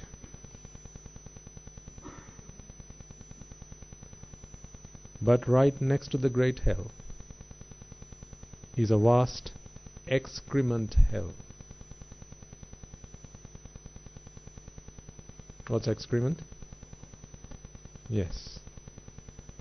Feces and urine. That's all there is in that hell. So it's like you falling into a well of feces and excrement. There's no surface to it. You're just in the middle of it. You can't come out of it to breathe and then go back in. No, there's no such thing. You don't need to breathe in this place. Because how long does this life last? Until all the karma has expired or is exhausted. He gets out through the gate, but right next to the great hell is a vast excrement hell. He falls into that. And in that excrement hell, here's what happens. You're thinking excrement hell, okay, it's just a bit nasty. I can probably wash myself by the time after I get out. It's just a bit of caca. No, it gets better. And in the excrement hell, needle-mouthed beings. There are beings there whose mouths are needles. Needle-mouthed beings bore into his outer skin. So he's surrounded by needle-mouthed beings who begin to bore into his outer skin. Having bored into his outer skin, they bore into his inner skin. And having bored into his inner skin, they begin to bore into his flesh. Having bored into his flesh, they begin to bore into his tendons. And having bored into his tendons, they begin to bore into the bone. Having bored into the bone, they feed on the marrow. What do these beings eat? Their food is marrow. How do they get to the marrow? Doing a bone marrow transplant? No, they have to bore through the body until they get to the innermost parts of the body, which is the bone marrow. And then they begin to feed on the marrow. There he feels excruciating pain, piercing feelings, and yet he does not die as long as his evil karma is not exhausted. Right next to the excrement hell is the hot ashes hell. This is a journey. It's not like he can go through one and okay, then that's it, now let me go back again. No. You start the journey, you got to complete the journey. These are all the checkpoints along the way. Right next to the excrement hell is the vast ashes hell, and he falls into that. There again he feels excruciating pain, piercing feelings, and yet he does not die as long as his evil karma is not exhausted. Remember, as long as his evil karma is not exhausted, that's per hell. And there are 8 of these hells. Per hell we are talking about. Life in one of these hells is 500 hell years. I did the math recently. 500 hell years. One day in 500 hell years, right? 500 of these. Divide that by 365, you get 1 day. Or rather you get 100 years. Or rather divide that by 500, you get 1 year. Divide that by 365, you get 1 day. How many human days do you think that is?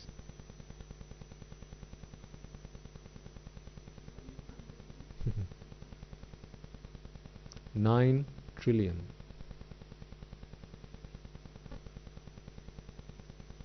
9 trillion human days.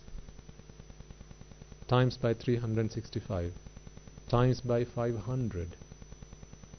Life in one of the hells.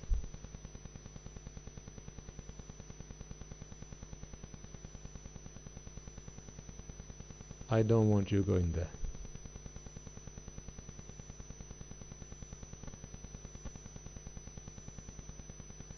I really, really, really, really don't want you going there. It's not a nice place. It's not the top holiday destination, although some people think it is.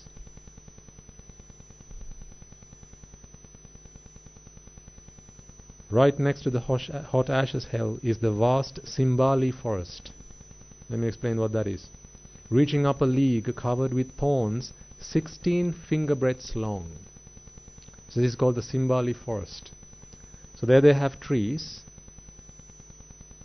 and each of these trees they've got thorns on their stem throughout the tree, and each of these thorns is 16 finger breadths long. So that's 16 fingers wide. This is 1 finger breadth, that's 2 finger breadths, 3 finger breadths, and so imagine 16 finger breadths long. That's the length of one thorn. And these thorns are burning, blazing and glowing. He enters that and is made to climb up and down. This is the punishment. He's got to climb these trees up and down. How come? Remember, these are the results of the deeds that he's done. What did he do as a person? As a human being, what did he do? What did he give other people? Pain, torture, mentally and physically. His words were like thorns to other people. The way he spoke to other people. Have you not seen people like that? Every time they open their mouth, people faint. Not because he's not brushed his teeth in the morning, but because the words that come out of his mouth are so spiteful, with so much anger, so much hatred, that the worst thing that can happen to any person is to listen to this man speak. Because through his words, he tortures other people. He takes the living daylight out of them, makes life a living hell for them, abuses them verbally and physically. So now it's time to pay. And I want you to think about these things. The reason I'm talking, this is not just me relating a story like Katandarada. I'm telling you these things, folks, because I want you to look at your own lives as well as the lives of other people that you associate with. If this is the kind of people you associate with, what should you do? Throw a party and now walk away. And if it's the kind of person you are, when should you start to change? Tomorrow? No, yesterday. Today is too late. Yesterday, start to change. What do I mean? Change now. Some of you may have maids, servants who attend to your needs. Ask yourself, how do you talk to them? How do you treat them? Do you talk to them with integrity? Do you give them due respect? I'm not saying worship them every day, but do you treat them like another human being? Do you talk to them respectfully?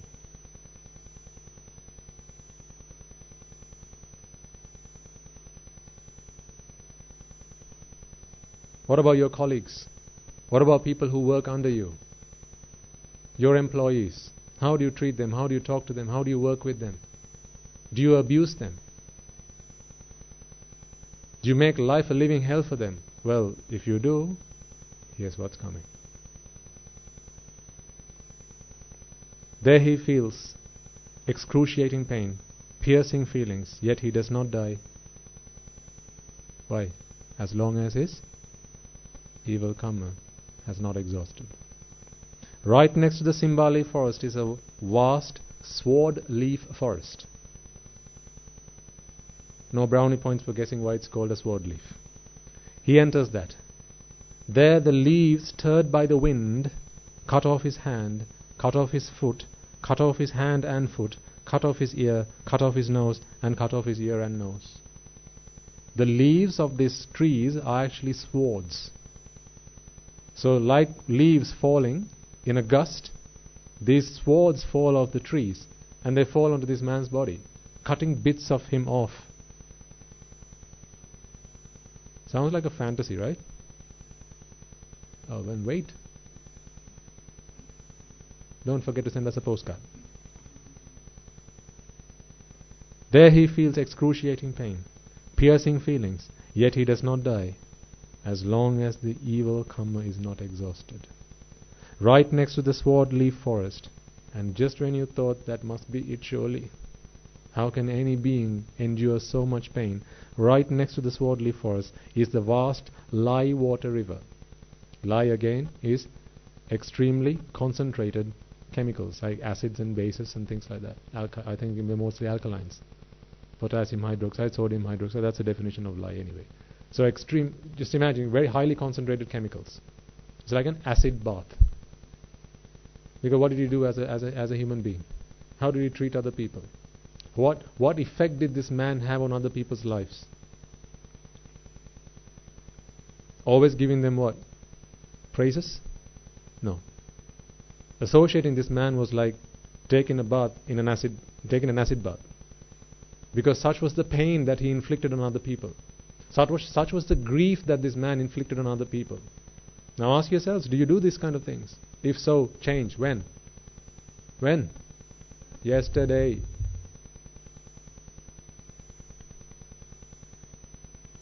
Change.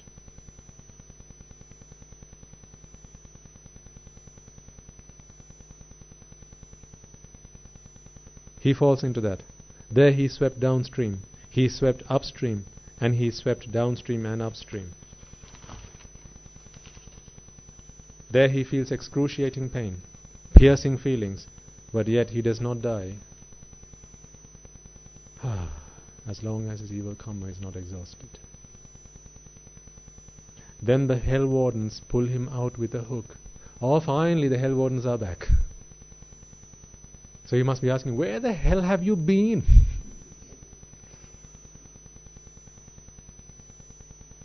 They must be saying, funny you should ask. They place him on the ground and say to him, well, good man, how have you been? What is it you want? Now this man, for so many eons, having spent now time in the hells, every man, what's the most important thing? Food, right? Food, of course. Well, so the same is for him. He replies, I am hungry, Venerable Sirs. See, he should have said Venerable Sir to the Swamin Wahanses while he was alive. But no, he said, these Tattakaryas. Now who does he have to say Venerable Sirs to? The hell wardens.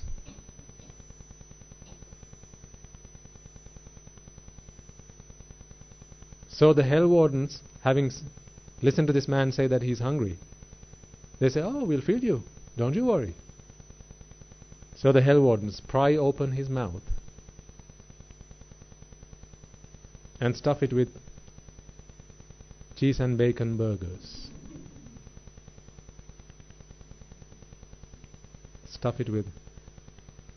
Open his mouth with red hot iron tongs, burning, blazing and glowing, and throw into it a copper bowl. It's a bowl made of copper. That's red hot. It burns his lips. It burns his mouth. It burns his stomach. And comes out the other side.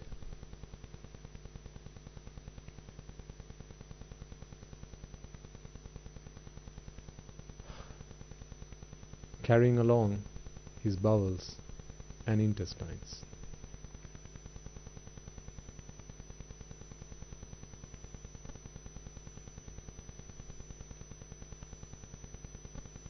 There he feels excruciating pain, piercing feelings, and yet he does not die for as long as his evil karma has not exhausted. Then the hell wardens say to him again, well, good man, what do you want now? Well, having eaten plenty, what does he want now? To drink, of course. He replies, I am thirsty, Venerable Sirs. Why has he got to say Venerable Sirs to these people now? Because previously, when he was a man, he said Tattyas to the people who deserve to have been called Venerable Sirs. So the hell wardens pry open his mouth with red hot iron tongs, burning, blazing and glowing, and pour into it what? It says black label here. Absolutely, sir. Well, very pretty close to black label, right? And pours into it molten copper, burning, blazing and glowing. it burns his lips, you know the rest, it burns his mouth, it burns his stomach, and comes out the other side, carrying along his bowels and intestines. There he feels excruciating pain, piercing feelings, and yet he does not die as long as the evil commerce has not been exhausted. So he's gone through this process now, right? Start to end. You know what they do next? This is where the third shiver went down my spine.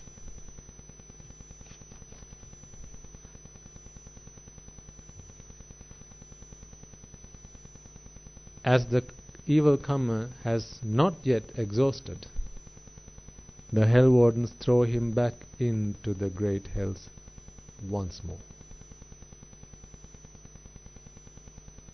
Back to square one.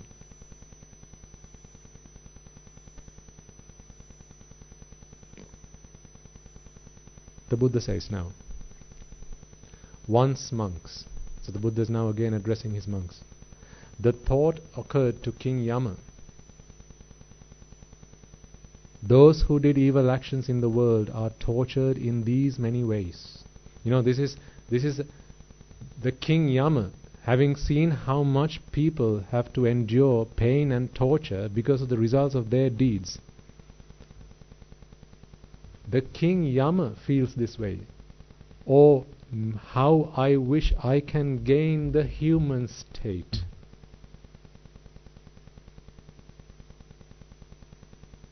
Aren't you humans?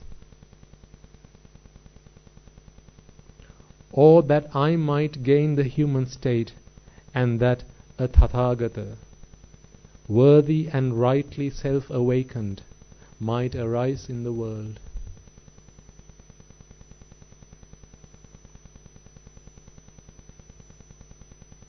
He feels for himself, and he feels for all these beings who have to go through the torture, suffering for the deeds that they have committed. He feels sorry for them, and he says, oh, how I wish that an awakened one may come into this world. When will be the time when a Tathagata will come back into this world so that these people can be freed once again? Do you realize, folks, how lucky you are?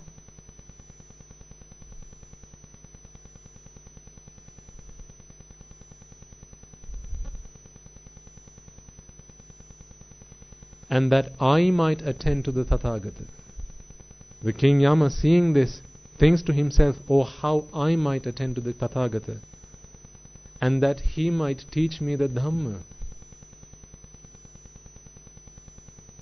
Though the King Yama is thinking, if only I was so lucky. What is he wishing for? What you have. He is wishing for what you have right now, and that I might understand his Dhamma. I tell you, monks, the Buddha says. So the Buddha says now, how come he's able to relate this, all these details in such vivid detail? How come he's able to give these descriptions? He says, I tell you, monks, I tell you this, not from having heard it from another man or Brahman. On the contrary, I tell you this just as I have known and seen for myself and understood for myself with my divine powers. So the Buddha says this and relates all these details in its intricate details, having seen it himself. None of this is hearsay. None of this is he said, she said. The Buddha saw this. Like a man who's observing a man die and walk into another, a man come out of one house, walk into another. He sees how beings die, and as a result of the karmas that they've done, as a result of the deeds that they've done, how they have to suffer with their consequences.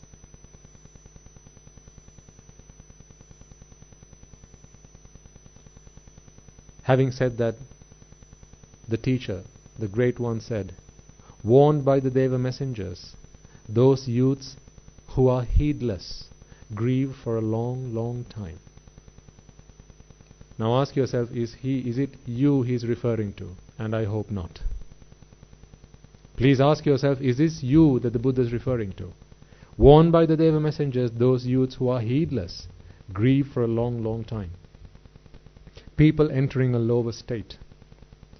But those here who are good, now I hope he's talking about you. People of integrity, when warned by the Deva messengers, aren't heedless. So they are diligent of the noble Dhamma.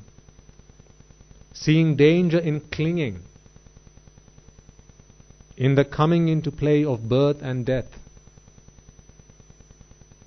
they are released from lack of clinging. So once the clinging stops, they are released from the cycle of birth and death. In the ending of birth and death, they, happy, arriving at safety, fully unbound, and having gone beyond all animosity and danger, have escaped all suffering once and for all. The Devaduta Sutra from the Majjhima Nikaya, Uparipannasake. Any of you who wishes to go and study it further. I've got one copy here. If any of you want it, you're welcome to have it.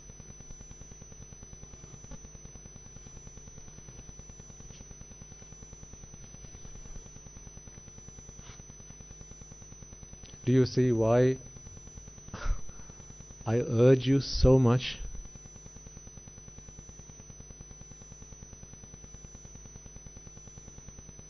I have nothing to gain, folks, out of you doing what you have to do, what you ought to do. See, where does it say how much money do you have in your bank account? Where does it ask how much stake do you have in Microsoft? Where does it ask you that? Where does he ask you that? Where does he ask you whether you own a Rolex or a BMW? Where does he ask you that? Has that become the most important things? Have they become the most important things in your life? Because all of those things are useless. In the face of King Yama, all of those things are useless. Doesn't matter how many children you brought into this world, or whether they have gone on to become rich, powerful, authoritative figures in the country. Doesn't matter, because ultimately you suffer for the deeds of your children and no. You suffer for your own deeds. Ask yourself, how much might you have sinned on behalf of your children? I'm sorry to remind you of this. How much might you have sinned on behalf of your children? How many little insects might you have squashed? How many lives might you have ended to save one life? Your child was saved as a result. But what about all those lives you took? Now who has to pay? Who has to pay? Not your child. You have to pay. Because not your brother, not your sister, not your husband, not your wife, not your kinsman, not your companions, not your mother, not your father, none of them are going to be responsible for what you've done. You have to reap what you sow. Becoming a Sotapanna does not exterminate all the bad deeds you've done. They're still there. But it gives you an insurance that because you will never be born in one of the great hells, there is no opportunity for those bad deeds to bear fruit. This is why becoming a Sotapanna is the most important thing in a Pruthakjana's life. If you are a Pruthakjana, if you are an ordinary being with no comprehension of the Dhamma, if you are a worldly being with no comprehension of the Dhamma, the most important thing in your life is to become the president of this country.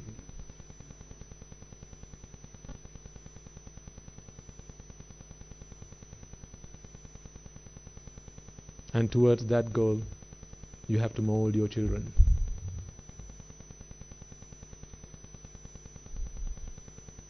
Towards that goal, you have to teach them. Send them to the best schools. Not state schools, send them to the international schools. So they can pick up good English. No, send them to the States, send them to America, send them to the United Kingdom so they can become a good accent and talk very fluently. So when they go to face King Yama and he asks these questions, "My good man, where have you been?" You can say, "Oh, well, I've rather been quite busy," in a very posh accent, because then he'll forgive you.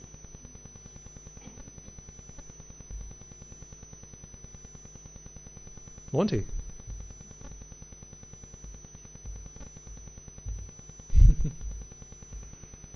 What are your priorities? Where do your priorities lay? What is the purpose of your life when this is what awaits you? How can you breathe? How come you have the time to breathe if you're not certain that you have become a Sotapanna? How come you have the time to go and eat if you're not certain that you have become a Sotapanna? How come? I don't get it. How come you can make up your mind to go and sleep if you're not certain you have become a Sotapanna? Now I'm not talking about becoming an Arahant. The day you become a Sotapanna, I'll ask you the same question. How come you have time to sleep when you know you haven't become an Arahant? But today I must ask you the question. How come you have the time to sleep if you know you are yet to become a Sotapanna? Well then, do I even have to bother asking you about how come you have time to go on holiday?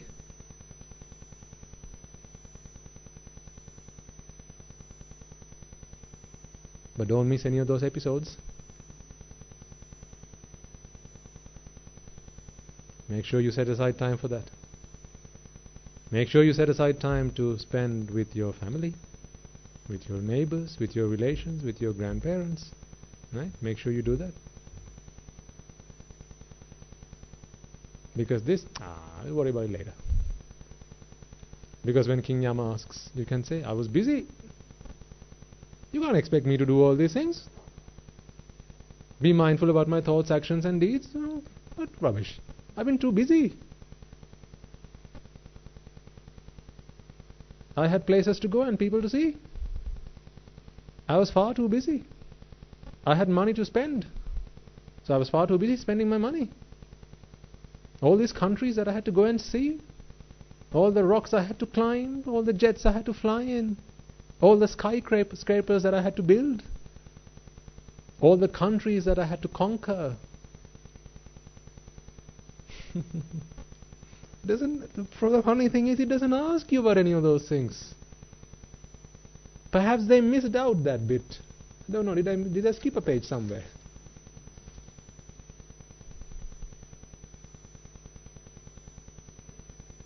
So I urge to you, young and the elderly, be heedful. You have no time to waste. It may just be that all of you have by now consumed 99% of your life. Because what age are you to die? What age? Who knows your expiry date? No one does. So how do you know that you haven't consumed 99% of your life? You've come here in a bus, right? Are you sure that bus is going to take you back home? It'll take you somewhere. I'm not sure it's home.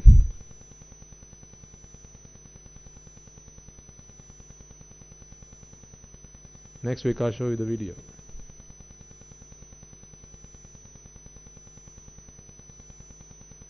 So if me reading this out to you was so bad, then wait till you watch the video.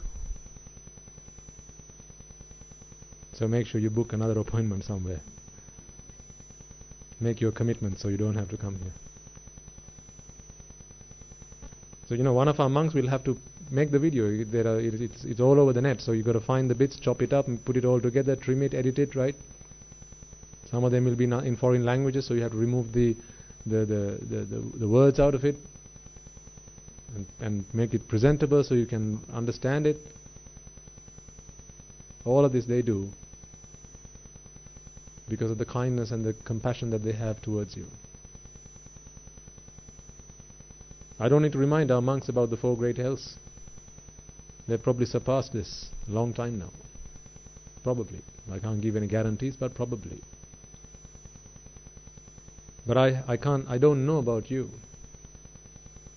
Because I know that you don't have the same amount of time to put to this. This is a problem.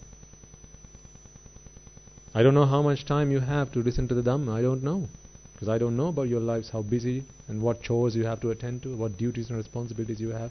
The only duty and responsibility I have is, 1, cleansing myself of the defilements and helping another man or woman cleanse themselves of the defilements. That's the only duty I have. What other duties do I have? Even if I had to lift a stone and put it to another side, that's to help another person rid their mind of defilements. Why? Because I'm at a monastery. What do people come to the monastery for? Fishing? Or bird watching? No, people come here to attain Nibbana just like you. I lay out the chairs along with other monks and other anagarikas. We sweep, we clean. I do it along with the other monks, to give you every opportunity. I do it with happiness in my heart. I do it because it's my duty. It's my duty to help you find the same solace and the same refuge in the Noble Triple Gem as I have. Because I know, folks, that there is no other alternative. There is not a second chance. This is the only chance. The Buddha's path, the Buddha's teaching, the Buddha's philosophy is the only way. There is not a second way.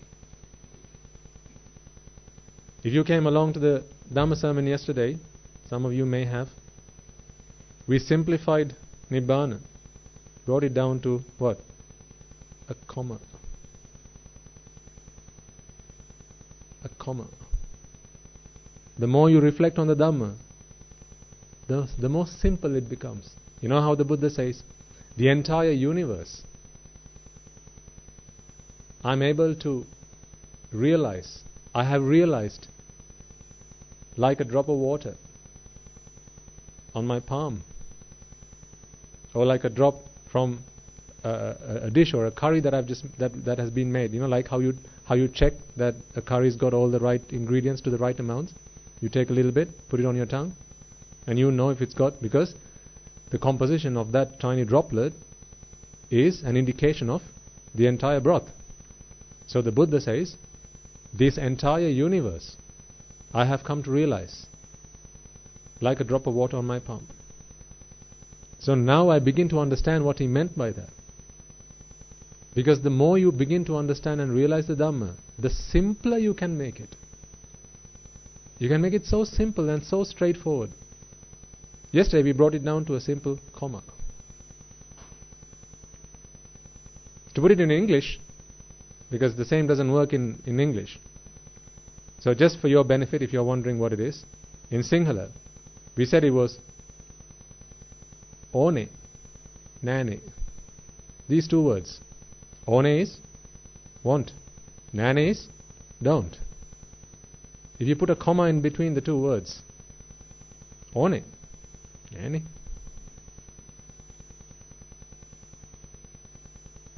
You remove the comma. Now it's a completely different sentiment. One, Nane.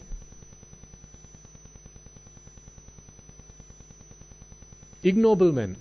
So those who are not Aryas. The problem that they see is One, Nani. But the day you have become a noble one, what is the problem you see? Remove the comma. Now, One, Nani.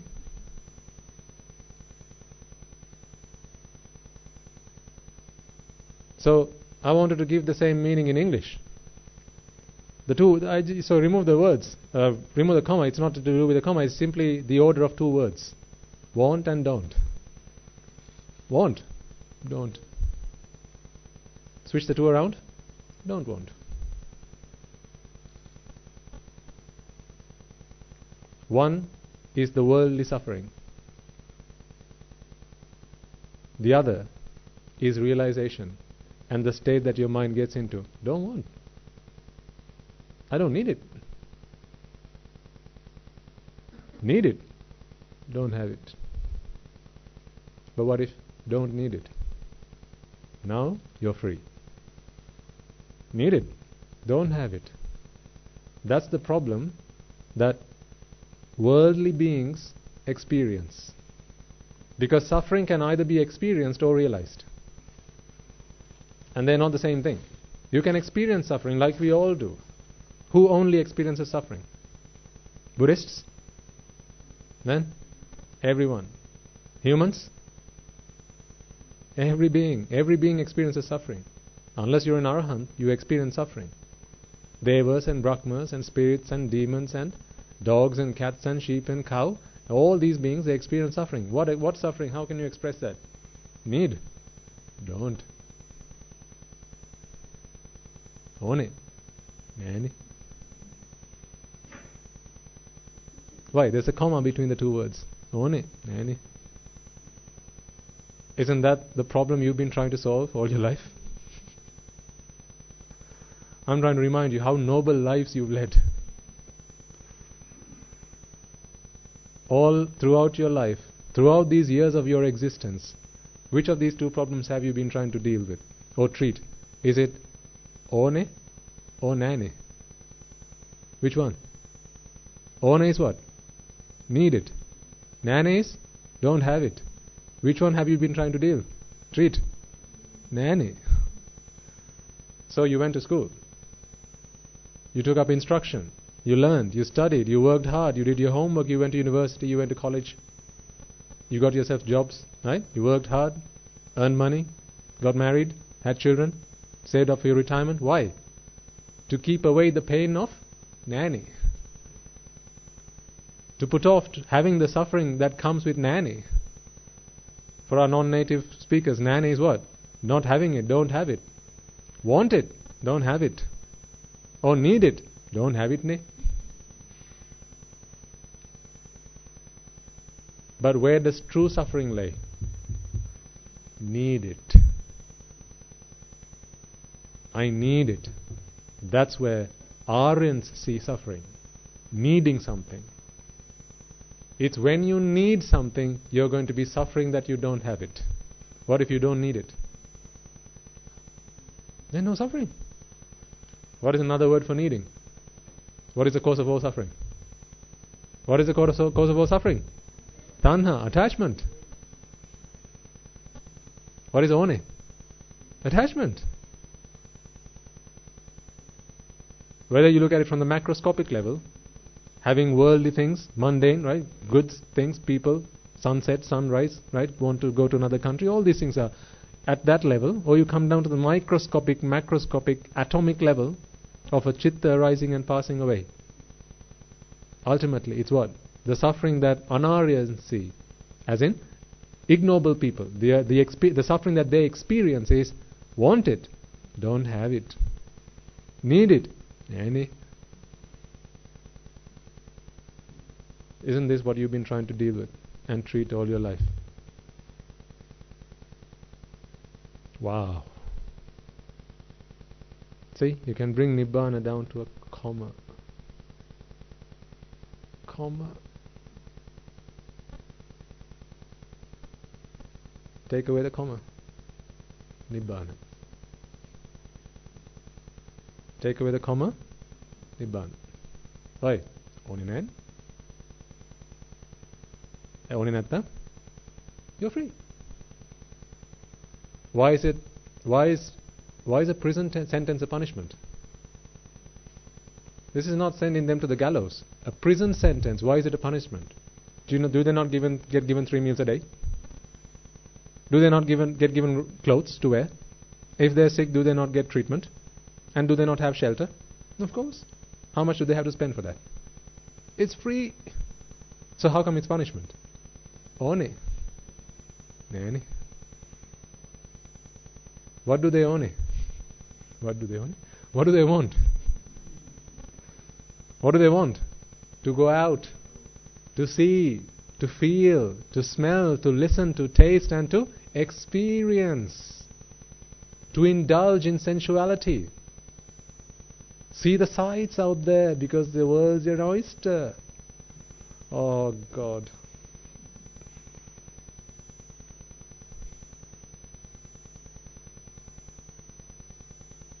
Therefore, you see, prison is not a punishment. They are punishing themselves. The prisoners are punishing themselves. Put me in a prison, see if I want to get out. They'll have a tough time getting me out of it. Why? I don't have to see anyone. I don't have to talk to anyone. Just confine me into a cell, and that's the blessed place I could be. Because once you have the Dhamma, all that's left to do with life is to contemplate on the teaching and rid your mind of the defilements. Once Raga, Dvesha, Moha has gone on your mind, now you're a free man. No longer do you have the problem of which one? One. Which is needing, wanting, desiring. The problem is when you don't get what you desire. So what is life then? Worldly life is what? Acquiring what you desire. Did we not talk about this a long time ago? Acquiring what it is you desire has become people's purpose of existence. Ask yourself, is that not what your purpose of existence is? Hopefully that's changed by now. If not, what a pity. The purpose of your lives, folks, has to be not dealing with nane. It should be dealing with one. Desire is what brings you your suffering on a plate. It's a 5-course dinner. Desiring is the problem, attachment is the problem. That's where you need to deal. That's where you need to treat. That's the problem you got to fix. But all ignoble people and everyone you associate, and here's a list of the people you associate, right?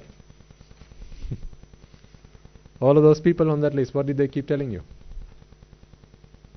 Your mothers, your fathers, your brothers, your sisters, your uncles, your aunties, your nephews, your cousins, grandparents, right? Your colleagues, your co-workers. You don't have it?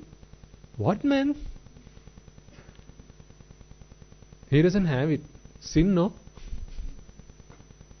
I picked up a few phrases from a English audience. Apparently, paune is sin, no.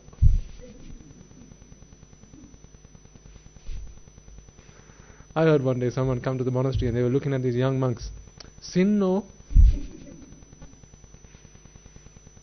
I was thinking to myself, yeah, I feel the same about you, madam.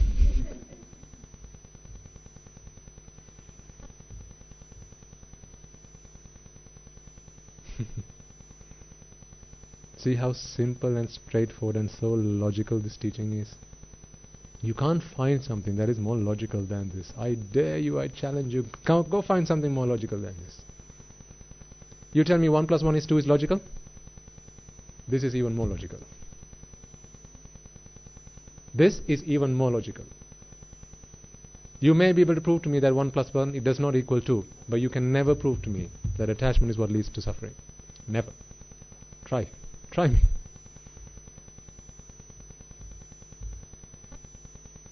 It's so straightforward.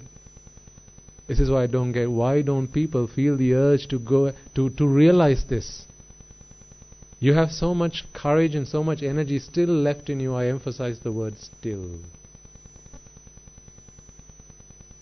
You have courage and energy still left in you. There's still vitality left in you.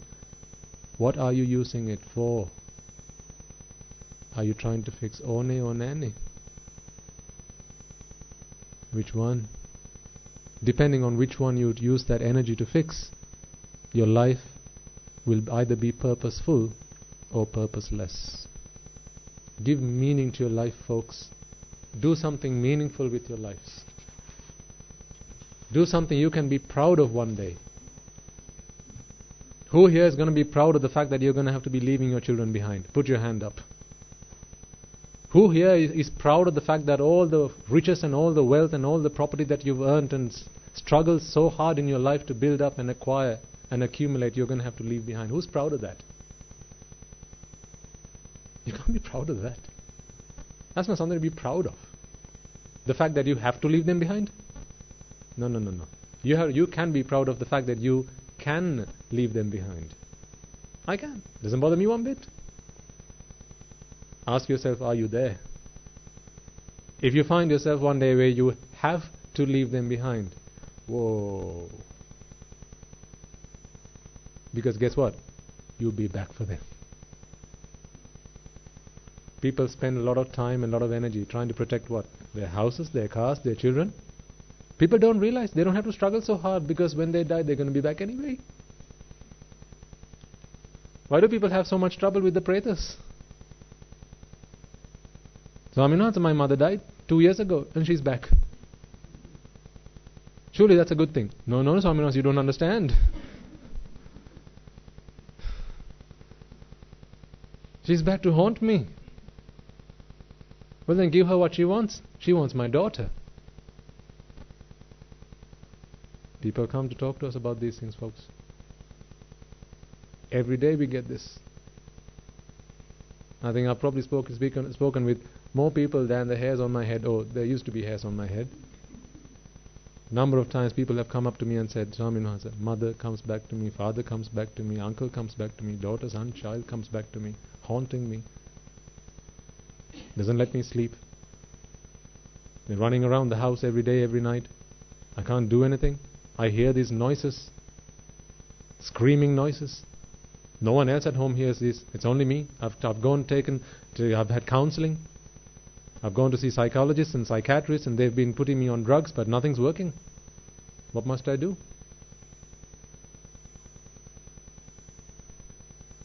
Well, the problem is, it's too late now.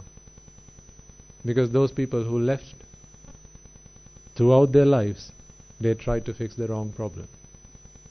Which one? One? No. Nanny. What is owning? Attachment. Had they fixed that problem, the problem of attachment, they wouldn't be back. But what happened? Mentally they're still attached, but physically the body's broken. So now they come back with another body.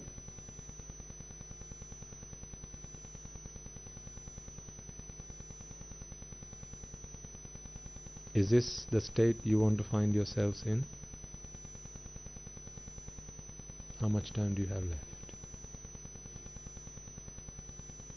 Did I not tell you the most dangerous thing in this room last week? Remember? It's facing me, but it's not facing you right now. Okay, now it's facing you. That's what's going to happen.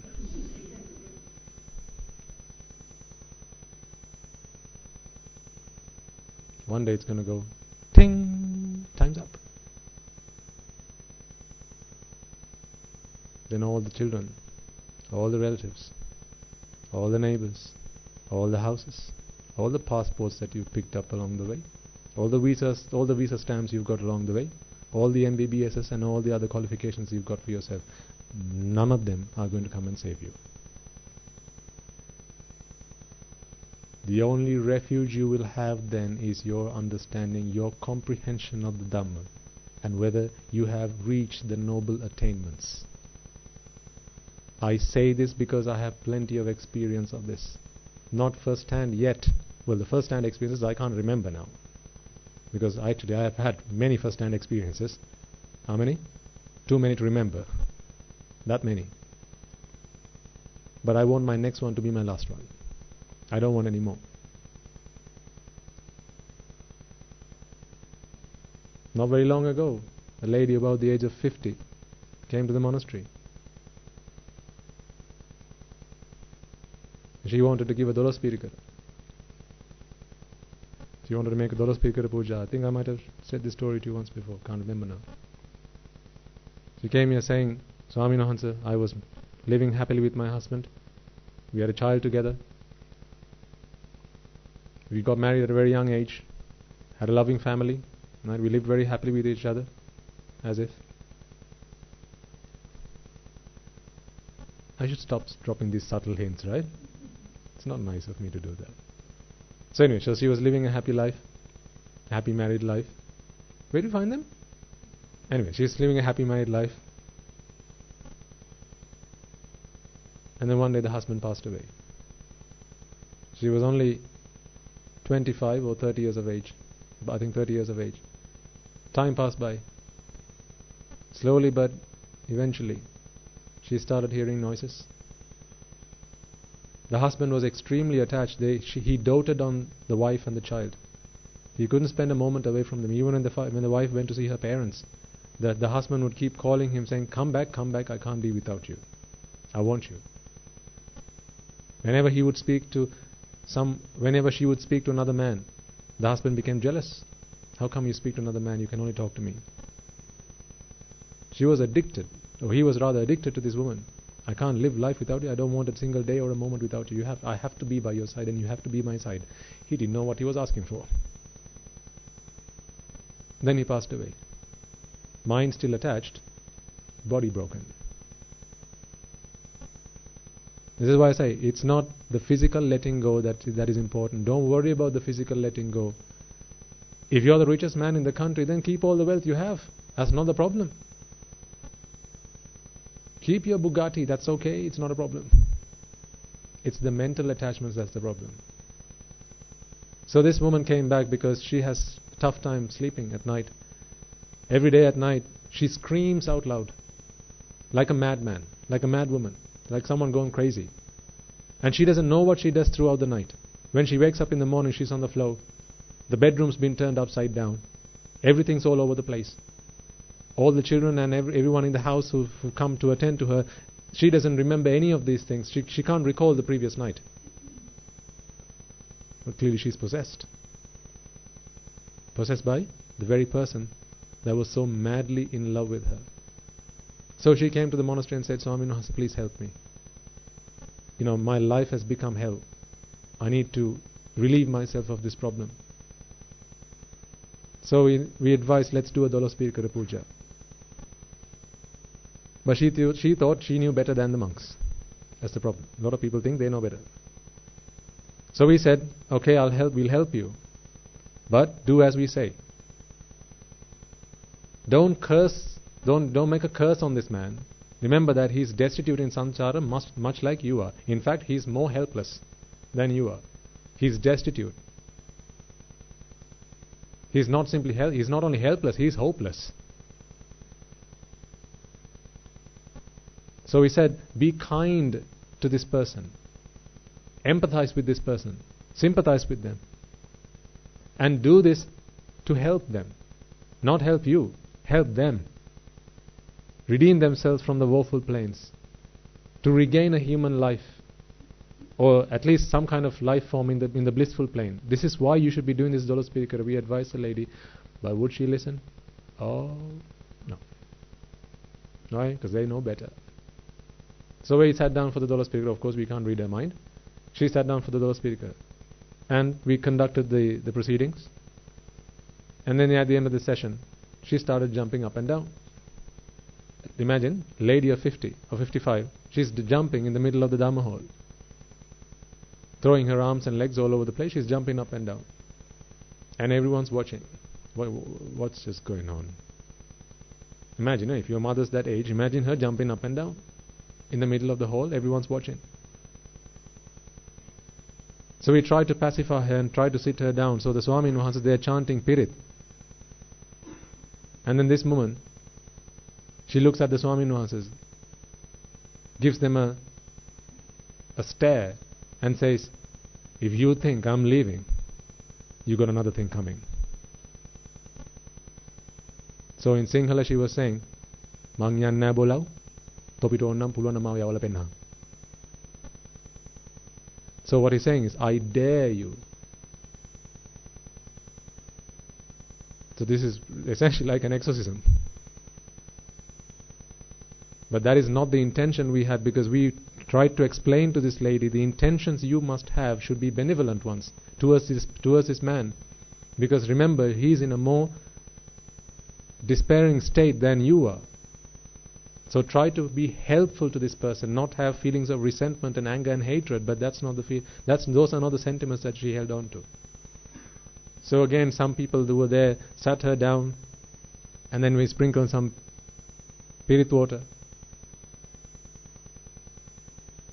And then a while later, she calmed down, because continuously she kept chanting Pirit, and with the help of the Pirit water, we were able to help her to get out of this state of possession. And then we asked her, how come, did you not do as we said? Oh no, Swami, because I thought, this man, he hates me, I hate him back for what he did to me. So that's not what we asked you to do. Yeah, I forgot, Swami Mahansa. So she went away. We couldn't help her. And we suggested, come back another day, but I don't think she ever returned. I don't know what state she's in now. The reason I relate this story to you is because these things are so very real. Whether you believe in them or not, the truth is this.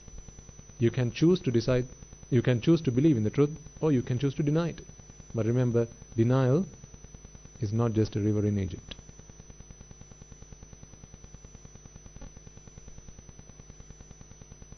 Because if you deny it, if you don't want to accept it, if you don't believe in this, you have everything to lose.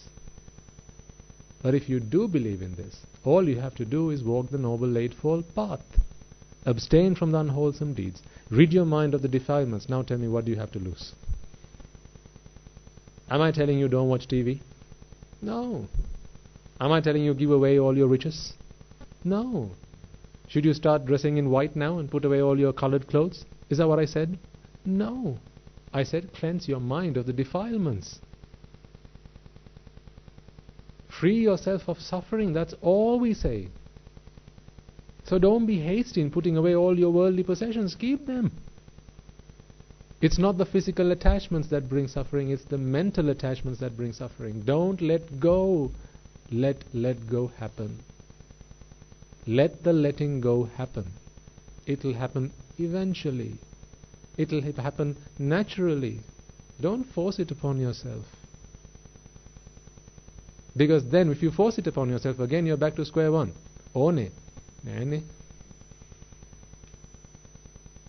Right? Guy wants to watch TV. He gives away his TV. He still wants to watch TV. Why? Swami Mahansa said don't watch TV. No, I didn't say why don't watch TV. But he misunderstands. He listens to what his voice says, not what I say. He listens to what he thinks I said. And he gives away his TV. Now, nane. So problem. I didn't say fix the nane. I said fix the one. Fix desire. That's where the problem is. Fix the attachment. Rid your mind of attachment. That's where the problem is. Once you fix your mind where the problem is, now it doesn't matter whether it's there or nane. Now it doesn't matter whether you have it or not. This is why I say, how come a prison sentence is a punishment? How come putting a guy in a dark room is a punishment? It's not someone punishing them. They're punishing themselves. You can't punish a man by putting him into a dark room. You can't do that. But a man can punish himself. Well, you could do that simply by shutting your eyes. I want to see. Can't see. What is going blind? Want to see. Can't see. Want. Don't. Switch the two words around. Don't want. No? No problem. But want. Don't. No? Big problem. Don't want? No problem. Want? Don't. Whoa, problem.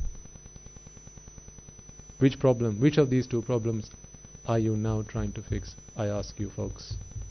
That is what determines. The answer to this question is what determines whether you are walking the noble path or you are walking the ignoble path. Whether you are an Arya or an Anarya is dependent on which answer you come up with. How you answer this question, not just for the sake of it, but through your intuition. Genuinely, what is your answer to this question? Are you trying to fix the one or the nane? Are you trying to fix the need or are you trying to fix the don't have? Because remember, one day you're going to come to that point where, remember, even the Mara asks you, did you not see that man or the woman who was deaf, who was blind, who was elderly, who was old, who was frail, whose limbs were blotchy, who couldn't stand up on his own 2 feet, who was lying prone in his own excrement and urine. Aren't you all heading there?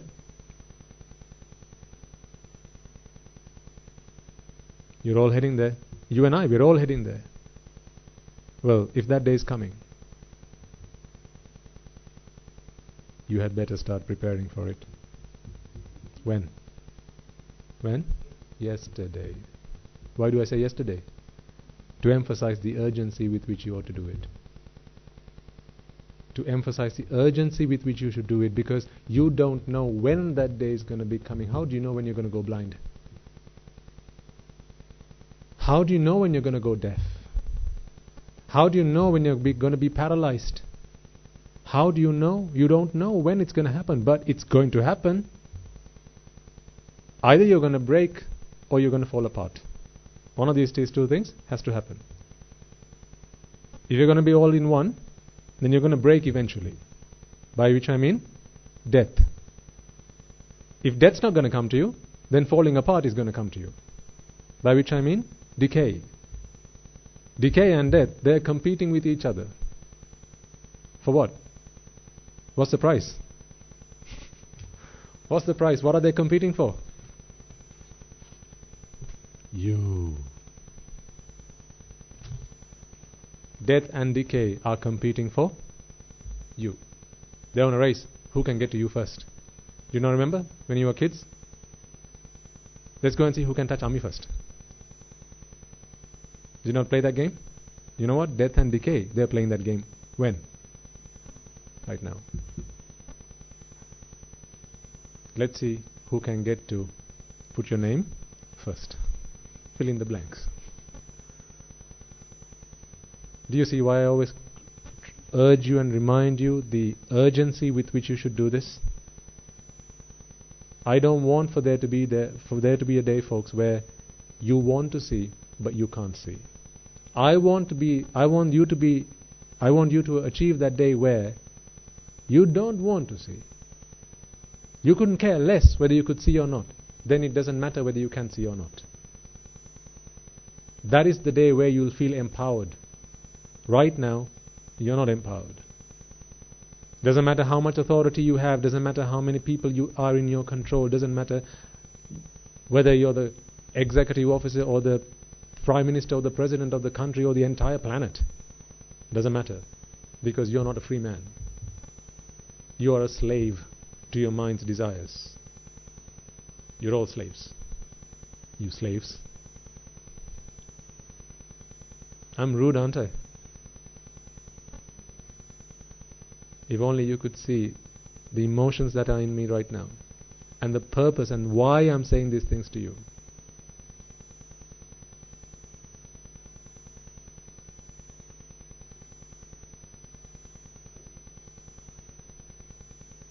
If only.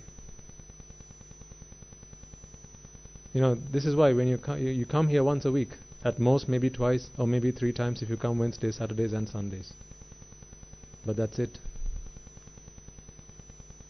I'm here 7 days a week. You're here 3 days a week.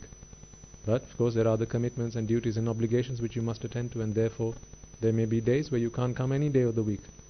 So when you come here, I have to give you a big fat punch. The pain which will last you through until you come here next time. What if I just flick you? Oh. That's not enough. Because when you get up of your seat, you'll have forgotten it. So the intensity with which I need to speak to you and emphasize these points is because you don't get this every day of the week. But Guru Hamza speaks to us 10 times worse than this. Because that's why I ordained in the Sambuddha Shasana. Because I don't want to do this tomorrow.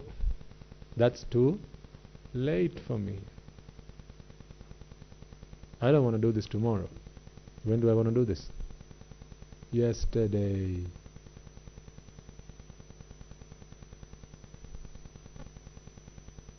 Be heedful. Those are the Buddha's last words. Why did he choose those words?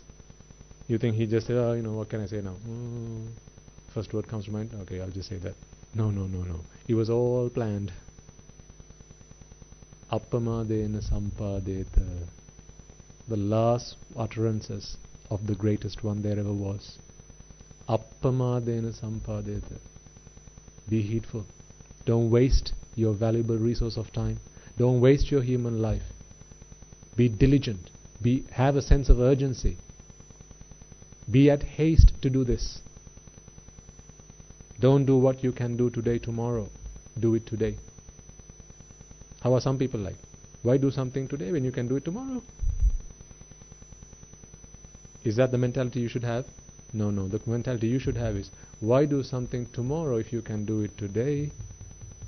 Today is the last day. That's why.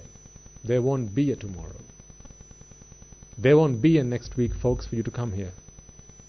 I was only thinking about this yesterday as I was walking. Actually, no, this morning. I came here to do some meditation in the morning, and as I was going up, I was thinking to myself, in a flash of a second, your faces just came to my mind. I don't know why.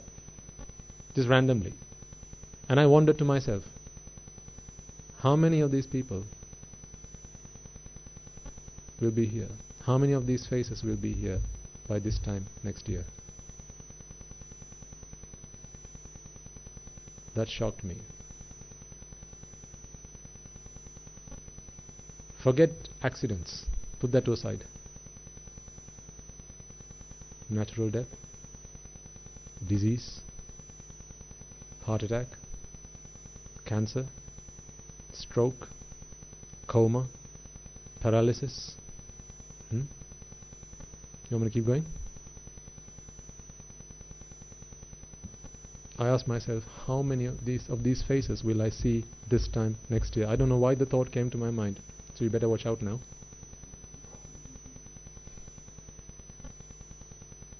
Do you only start watching out after I reminded you?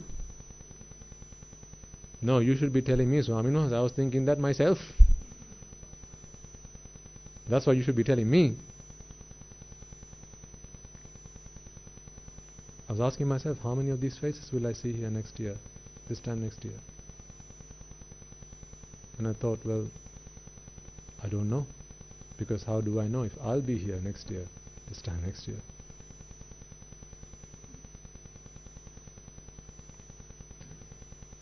What you have received, what you have achieved, having become humans and received this teaching, is something that I can't even bring the right words together to describe.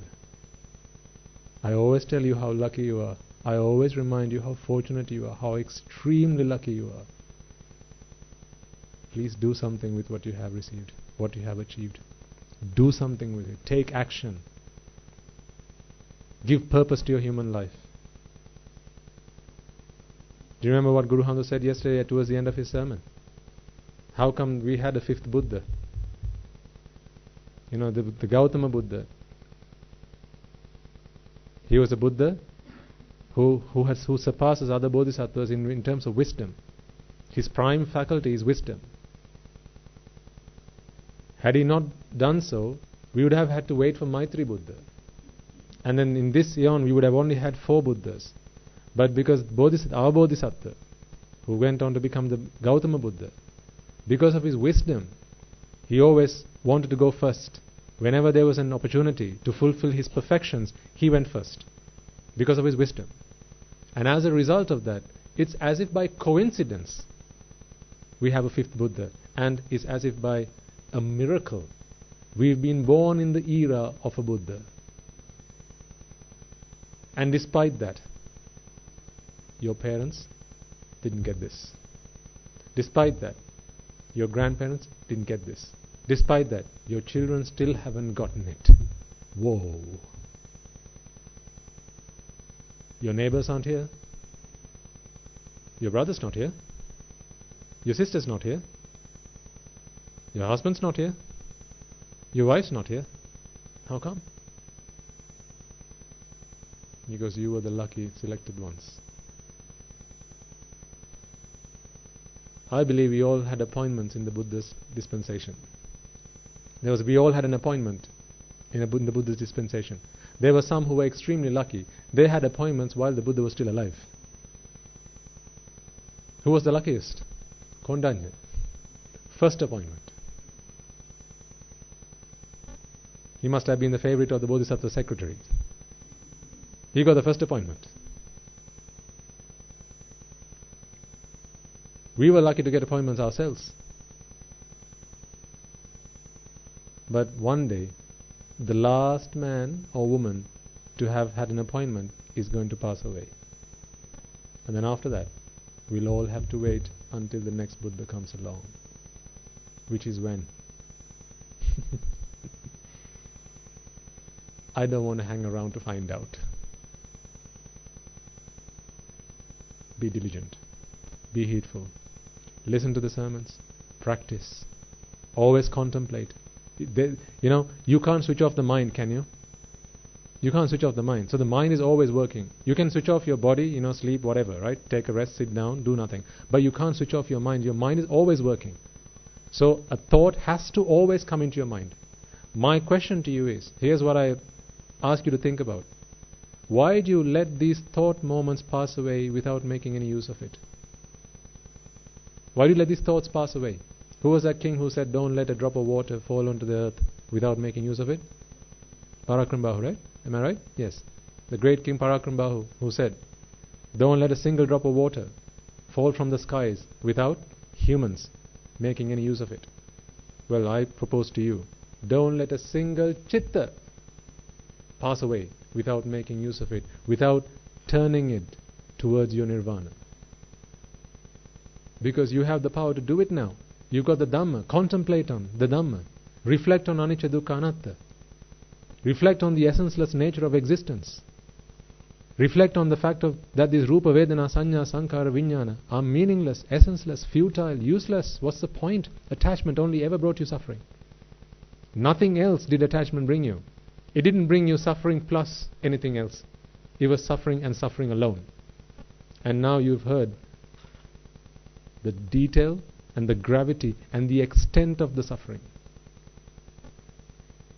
So I've now actually got new meanings to the new characteristics of Rupa Vedana Sanya Sankhara Vijnana. We've been saying it's Pelana Sului, right? I've got new ones. Satarapayat Ada Damana Sului. Yes or no? Yes. Ballek Karavana Sului. Yes or no? Yes. Why? What does attachment Rupa Vedana Sanya Sankhara Vijnana bring you? It's a visa. The intensity with which your attachment lay, to that extent, to that length, you will have to suffer the consequences. Because the stronger your attachment is, the stronger you will vex. And the more you will be geared up, the more you will have the drive to relieve yourself of vexation. And 90%, actually no, 99% of the things you do to relieve yourself of vexation are not meritorious deeds. They are unmeritorious deeds. Because they'll be based in lobha dosa moha, not alobha dosa moha. When your understanding is in the Dhamma, when you have begun to comprehend the teaching of the Buddha, then you will reflect on these Rupa Vedana Sanya Sankhara Vijnana as being anicca dukkha anatta. And it's then you will see the useless, futile, essenceless nature of attachment. What is the point? There's no point in attachment. And it's to that level, it's to that extent you will be able to let go. The more you let go, the less you will vex. The less you will vex, the less you will want to be engaged in abhisankara. The less you are engaged in abhisankara, the less you will be prone to engaging in unmeritorious deeds. But now you know, be it meritorious deeds or unmeritorious deeds, if you are doing a karma, the vipaka for that will either be in the hells or heavens. But hells or heavens, these are both places of suffering. Because a heaven is actually relative. I think the gentleman asked us the other day, isn't this hell, Swami Nahansa? Life on earth? Of course, it is hell. Not just the kudu karyas. Life in Paranimita Vasavarti is hell. We're talking about human world. Why? Because everywhere, what do we have? The arising and passing away of the mind with its attachment. Think about this. Reflect on it. You have the Dhamma. This is what I said. To sum up, you have all the tools you need. You have human life. Yes? You have time, or whatever is left of it. Yes. You have the Dhamma. Yes? What else do you need? Dharmayai Obai. What else do you need? You have everything you need. So what are you waiting for? Be diligent. Be answerable to yourself. If not, you'll have someone to answer to, and it won't be fun. Be answerable to yourself.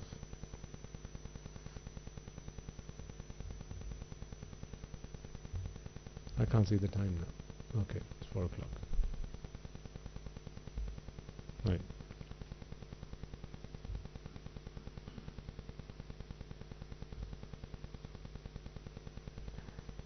Did you understand the point I made about simplifying nirvana and bringing it down to such a subtle point as a comma? So ask yourselves now, right? Because yes, we can regret all we like about, oh, I wasted my life on 65 years of trying to fix the nanny problem. But regret doesn't take us anywhere. How many thought moments do you need to achieve Nibbana? 1 is plenty. 2 is too many. 1 is plenty. Nirvana is not something you achieve after death. Nirvana is something you achieve now. It's freeing the mind of raga, dvesha, moha, desire, aversion and delusion.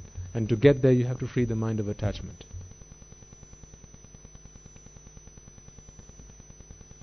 Put purpose into your lives is simply what I'm asking you to do. Give it purpose. Give it meaning. Do something useful with your lives, because hopefully you understand that everything you've done in your life so far has been useless. And not because I say so. It can't be so. If you're accepting it because I say so, you haven't gotten this yet. If you're nodding your head because I say so, you haven't gotten this yet. You have to realize this. And you have to be able to convince me, not me convince you. You have to be able to convince me, unashamedly, that Swamin Hansa, I wasted my life. You should be able to convince me. In fact, you should be able to walk up to your children and say, Putta, sit down. Putta, I wasted my life. If you can't do that, you haven't got yet. Because if you really feel compassion towards your children, do you want them to make the same mistakes you did? My dad couldn't make it to medical college, so he wanted me to achieve it. He couldn't make it, so he wanted me to do it. Don't you all want your children to achieve and go to places and do things that you couldn't? Well, all I'm proposing to you is, do that with nirvana. They're still young. When do you, ask yourselves now, right? When do you wish you had realized this?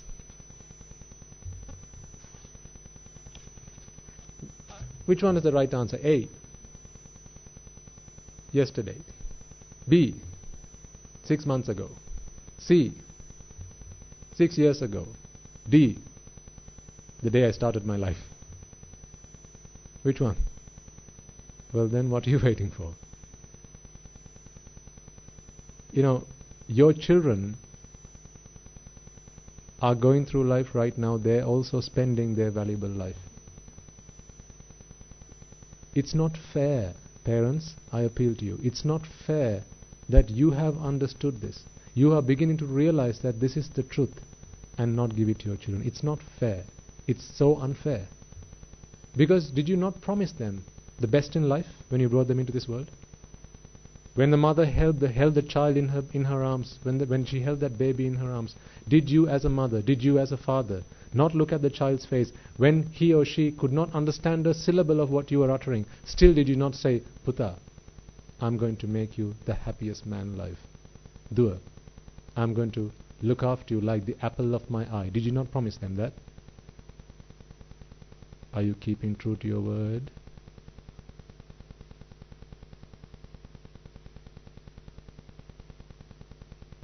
Can you today look into their eyes and say, we are keeping true to our word, without having your fingers crossed behind your back? If not, you're guilty.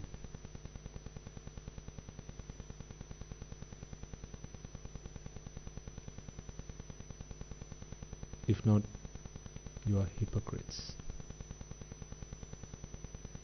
Because you promised them to give them whatever it takes to be happy. If you are beginning to realize now, if you haven't figured this out yet, you're forgiven. Because this can't be forced upon anybody. I can't force you to understand this. But if you're beginning to realize that this is the truth, do you not want to give the best to your children?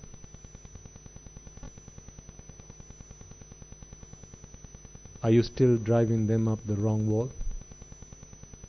Are you still getting them to bark up the wrong tree? There are some of you who have already sent their children here.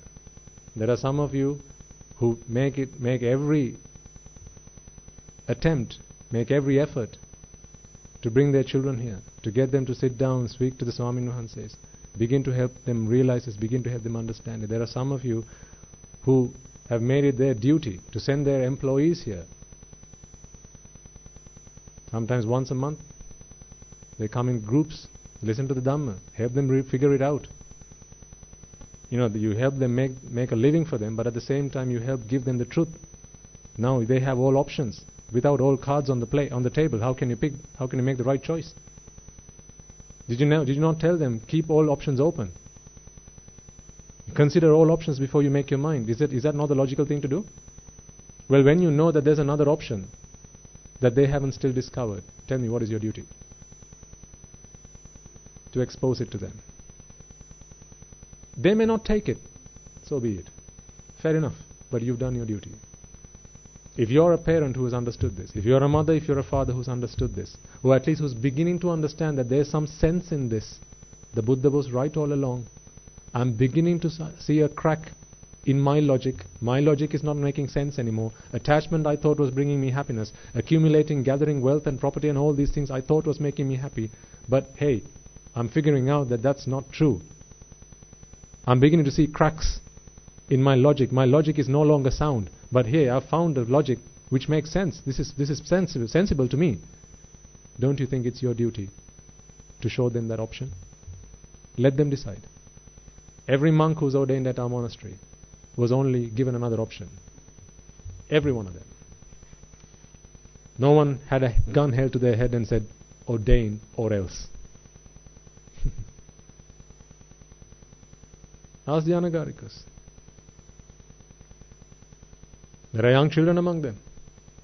Those who have done very well in their lives. Doctors, some of them. Some of them who've come from other countries. Successful careers internationally.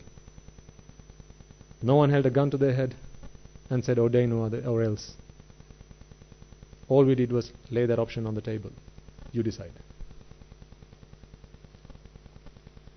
All Morpheus did was present Nemo the pill and said, you decide. That's the matrix.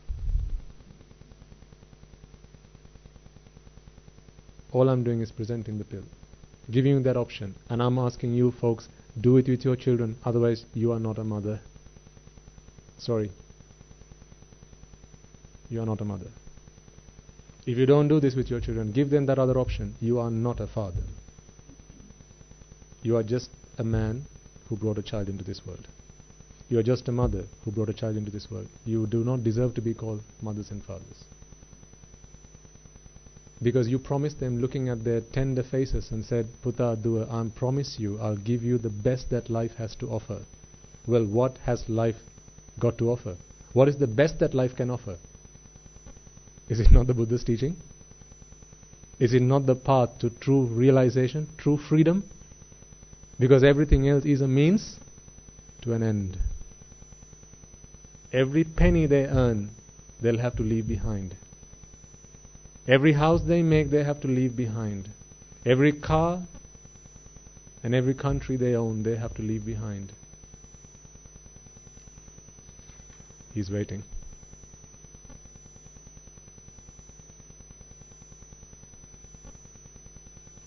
I ask you,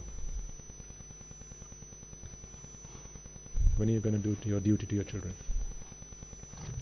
because you promised them that.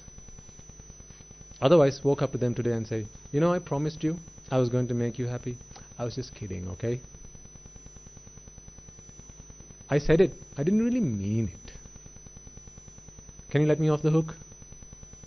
At least, have the courage and the guts to go and at least have not the guts, have the decency to go up to them and say, please, can you let me off? I said I was going to give you the best, but I didn't really mean it.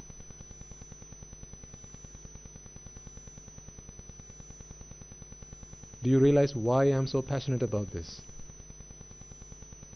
I want you to want the best for your children. I want the best for you, and I want you to want the best for your children.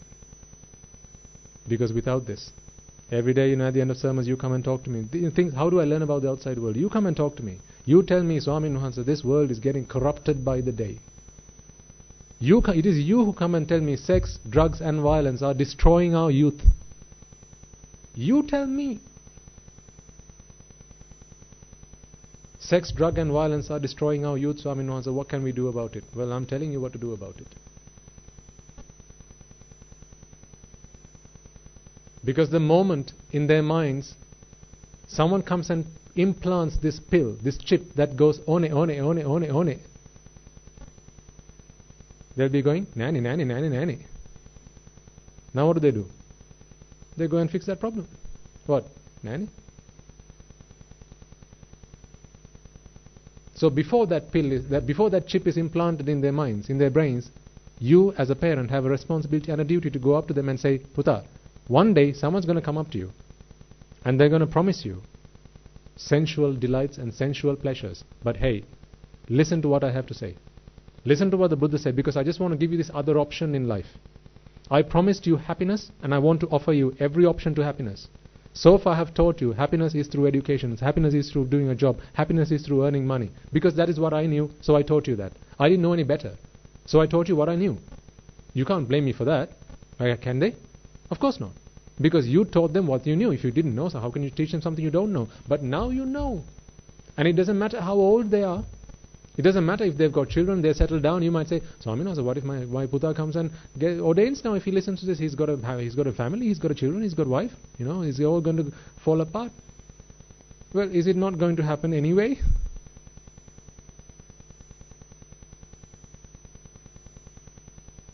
Isn't death going to come one day and go and do a knock-knock joke?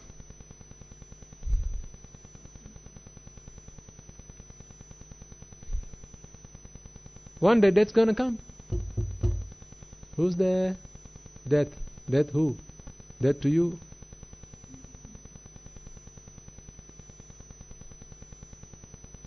Well, it's going to come anyway. At least if they have freed their minds of the defilements. This is why I say it's not about giving up your family. It's not about giving up all your personal luxuries and all the things you built up and you've gathered and you accumulated. It's not about that. It's only, I emphasize, only about ridding your mind of defilements. Raga, Dvesha and Moha. Nothing else. The Buddha's teaching was for nothing else. The only reason I ordained is because I want to do that 24/7. Because I know there are those among you who want to take this step, but the opportunities have now closed up. Either through old age, either through age, or through other duties and responsibilities, or because you have children. But what about your children who still don't have children? Well, then wait until they have children, and then you can't be guilty, right? What can I do now? They have children. So wait until they fall into the pit. Then you can say, oh, I can't help them now. It's too late. And try and live with your guilty conscience after that. Good luck to you. Am I nasty? Am I mean? Am I violating every civil and all the ethics out there? I hope I'm appealing to your intellect. I hope I'm talking sense to you. It may sound like I've gone mad. if it sounds like I've gone mad, you better stop and think who's actually mad. Worldly beings will never talk to you like this. In fact, they'll probably even ask you, why do you waste your time going to those Sunday sermons? They've been banned from preaching outside anyway. Right? So surely they must be talking rubbish. Right? And half the stuff they say, none of the other monks say anyway. All this anicca dukkha anatta nonsense. Why do you waste your time going there? Do something better with your life. To hell with them. Not me to them. That's what they'll probably say to us. To hell with them. I'll be surprised if people don't say those things already to you guys. You know, some people, they want to come here, but they won't. They want to come here. They want to come to the monastery and listen to the sermons. Not because they can't arrange transport, but because of the repercussions that they'll have to face because of other people who will bring problems to them.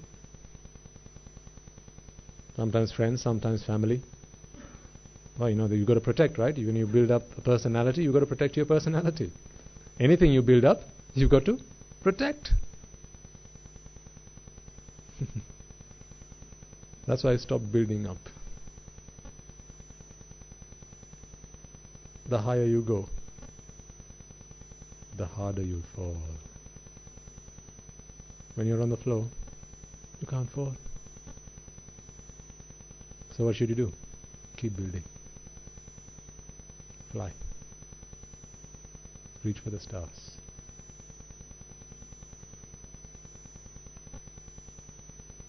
Help your children, folks. They have no other place to go to. If not you, they have no refuge. They came into this world not knowing anything. They came into this world ignorant. Don't let them die ignorant. They came into this world not knowing their friends from their foes. They appealed to you. They came up to you and said, Ammi, please tell me, who should I associate and who should I not associate? Tati, please tell me, who should I go out with? Who should I not go out with? Who should I play with? Who should I not play with? What are the things I should do and what are the things I shouldn't be doing? Didn't your children ask you these questions? Now you know, every time you give the wrong answer, it's about time you started fixing them. You know, think about this, right? If one day, after you're here and gone to the afterworld, if, and just if, one day your children get to listen to this teaching, and they check the date on the sermon, these are the sermons my mother used to go to, and this is 5 years back. How come she never told me about this?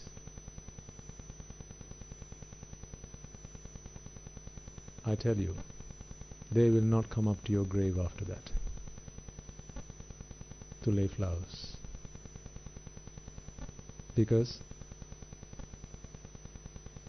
they will realize you have kept from them the ultimate truth to happiness. Don't be that person that your children will one day curse. Because one day, if they do receive this teaching, if they do begin to realize, and they check the date on the sermon, and this is the sermons my tata used to go to. These are the sermons my mother used to go to. How come she never told me about this stuff? She waited until I fell into the problem. She waited until I fell into the pit. They're probably not going to call you mother and father again. Life is no joke. Help them, folks. They have only just escaped the 4 great hells. Don't send them back in there again. Because once they're there again, it's going to be a pretty damn long time before they get back out. And chances are, there's not going to be a Buddha then. Without a Buddha, there's no difference between a human and a dog. Whether you're 2-legged or 4-legged makes no difference without a Buddha. It's actually better to be 4-legged then. How come? Because at least they don't do unmeritorious deeds. When was the last time a dog stole something? Or was backstabbing about another dog? When was the last time a dog lied to another dog? No, they don't do such things. They're more sophisticated. What a pity. The fact that humans have to hear me say this? Dogs are more sophisticated. Animals are more sophisticated than humans. They don't steal, they don't kill, they don't, dogs don't do such things. Cows, okay, let's take a cow. Okay, dog, okay, kill, maybe. Cat, kill, maybe. Rat. Cow. Cows don't kill. Cows don't steal. When was the last time you saw a cow engaging in sexual misconduct? Going out with another cow, another cow's wife? No, they don't do such things. They don't lie, they don't backstab, they don't slander, they don't engage with frivolous speech, do they? Did you watch the match today?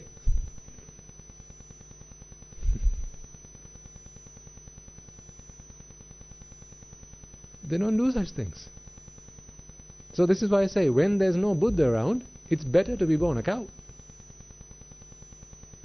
At least you won't go further down. At least you won't have to go and face King Yama. But as a human being, without the Dhamma, every moment you spend, remember, you can't switch off this mind. It's constantly working. If you don't have Samma Sankappa, it's always going to be Miccha Sankappa.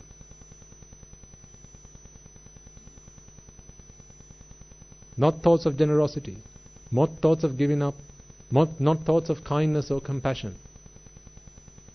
They're going to be thoughts of attachment, thoughts of anger, thoughts of resentment, thoughts of hatred, thoughts of covetousness, thoughts of greed.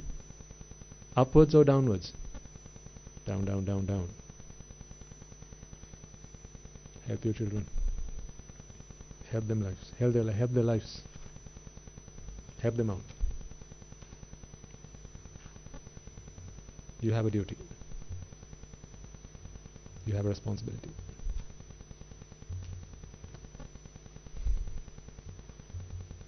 Next week I'll show you the video.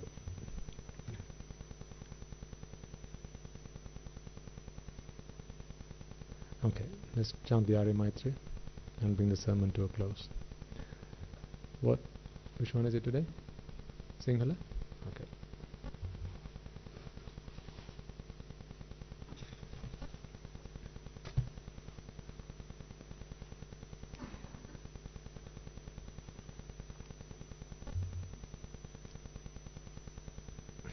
Always keep asking yourself, which problem are you trying to fix? Don't, won't. You won't, but don't. Don't want. Oh, won't, but don't. Do you realize it's the opposite of the other, right? I won't, but don't. Don't want. That's free. Want, but don't, that's slavery. You're not a free man, not a free woman, not a free child until you want, but don't have. Don't have, can't have. Why? Why are these problems? Don't have, can't haves. Because you want to have. That's why. That's when someone complains about can't have and don't have. When they want to have. If someone don't want to have it, then there's no can't have, no don't have. Those complaints don't come up. See, really simple, right? Really, this is a karma sthan. Always contemplate, right? When you go up to you see a piece of cake. This is how you can apply this. You see a piece of cake, you're not hungry, but you feel the urge, you feel the want to eat it now. Someone takes it away. Now you can't have it. Ask yourself, where's the problem? Want it, don't have it, or wanting it? Where's the problem? See, this is a karma sthan. This is what can take you to Nibbana. Reflecting on this truth. You're watching TV, power goes out, power cut. Where's the problem? Which one of these two is a problem? Want to watch TV, power cut. Which one's the problem? Power? Want to watch TV, not the power cut. An ignoble one will answer, power cut. A noble one will answer, want to watch TV, that's where the problem is. Because when you don't want to watch it, power cut, so be it. No power cut, still what? So no problem. Fix the right problem. Otherwise, you'll spend an entire lifetime fixing the wrong problem, and the problem will never be fixed.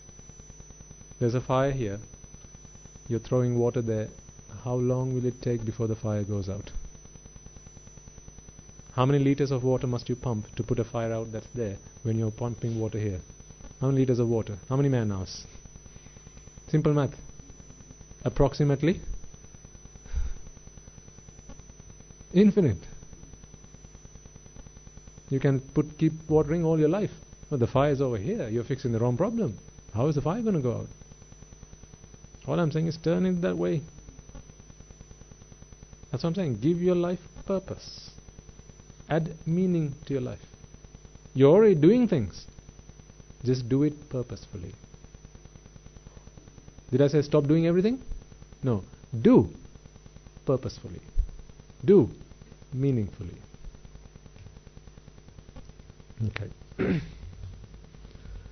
So as I chant the Arya Maitri, I want you all to reflect on this truth and consider how all sentient beings out there are going through this endless cycle of suffering because they haven't discovered where the problem is, how they're trying to fix the wrong problem, and how that's just an endless rat race of an existence, never ending. The day that you have realized, or the day that you realize where the real problem is, that's the day you will start to see freedom and walk towards it. And may that day come soon for all sentient beings. This is what we wish and hope for all sentient beings. Mamada siyalu loka siyalu satvayo sansara dahayen midetva sansara rogayen midetva sansara ginnen midetva sansara anduren midetva sansara katarin midetva Nibbana parama sukhayen sukhitatar vetva Nibbana parama sukhayen sukhitatar vetva Nibbana parama sukhayen sukhitatar vetva Mamada siyalu loka siyalu satvayo raga bandhanayen midetva dvesha bandhanayen midetva moha bandhanayen midetva Mara bandhanayen midetva Nibbana parama sukhayen sukhitatar vetva Nibbana parama sukhayen sukhitatar vetva Nibbana parama sukhayen sukhitatar vetva Mamada siyalu loka siyalu satvayo jati ginnen midetva jara ginnen midetva vyadhi ginnen midetva marana ginnen midetva Nibbana parama sukhayen sukhitatar vetva Nibbana parama sukhayen sukhitatar vetva Nibbana parama sukhayen sukhitatara vetnva mamada siyalu loka siyalu satmayo shoka ginnen midetnva paridevayen midetnva dukkha ginnen midetnva domanassayen midetnva upayasayen midetnva yampittan labati tampi dukkhayen midetnva sankittena panchopadanakkhandayen midetnva nibbana parama sukhayen sukhitatara vetnva nibbana parama sukhayen sukhitatara vetnva nibbana parama sukhayen sukhitatara vetnva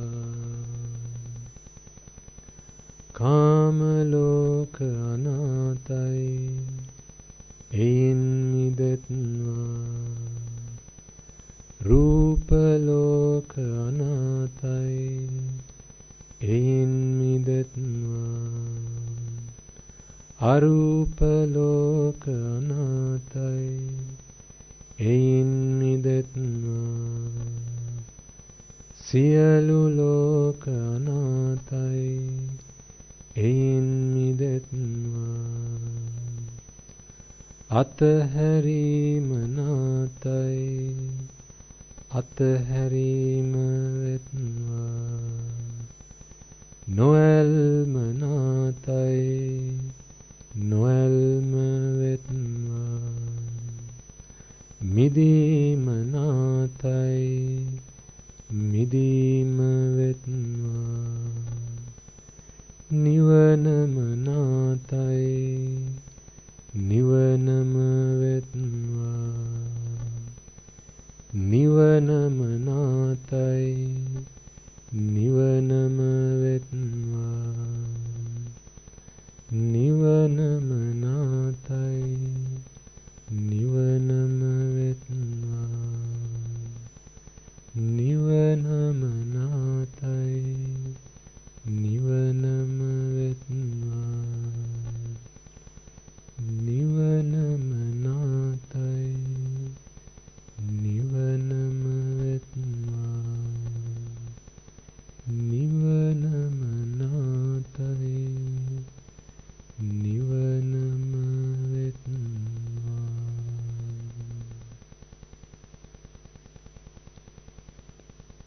Okay. Let's take a moment to transfer merits that we have all acquired through the course of today.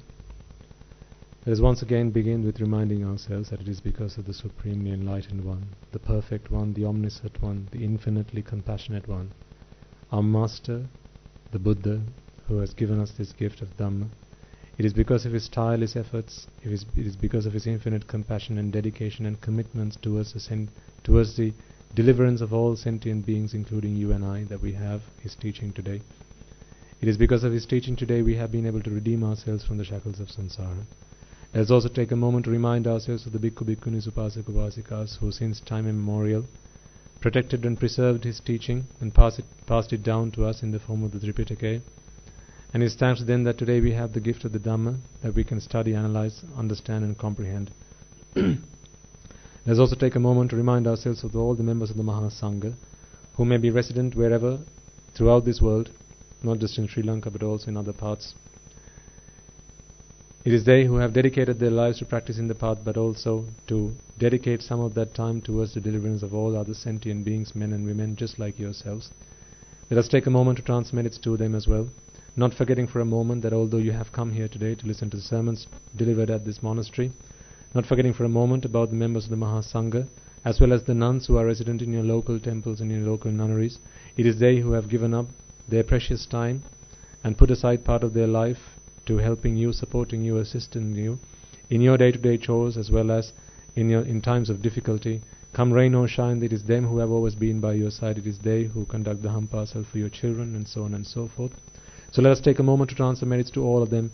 May through the power of these merits, if any of them have today been born in the woeful planes, they will redeem themselves and be born in the blissful planes. And may through the power of these merits, they abstain from the unmeritorious deeds, fulfill the meritorious deeds, fulfill the noble eightfold path, and attain the supreme bliss of Nibbana. Sadhu, sadhu, sadhu. Let us also take a moment to transfer merits to the Devas, Brahmas, spirits, demons, and the dead, wherever they may be, from the 10,000 world systems, wherever they might have joined us from. May they all rejoice in the merits that we have all acquired today.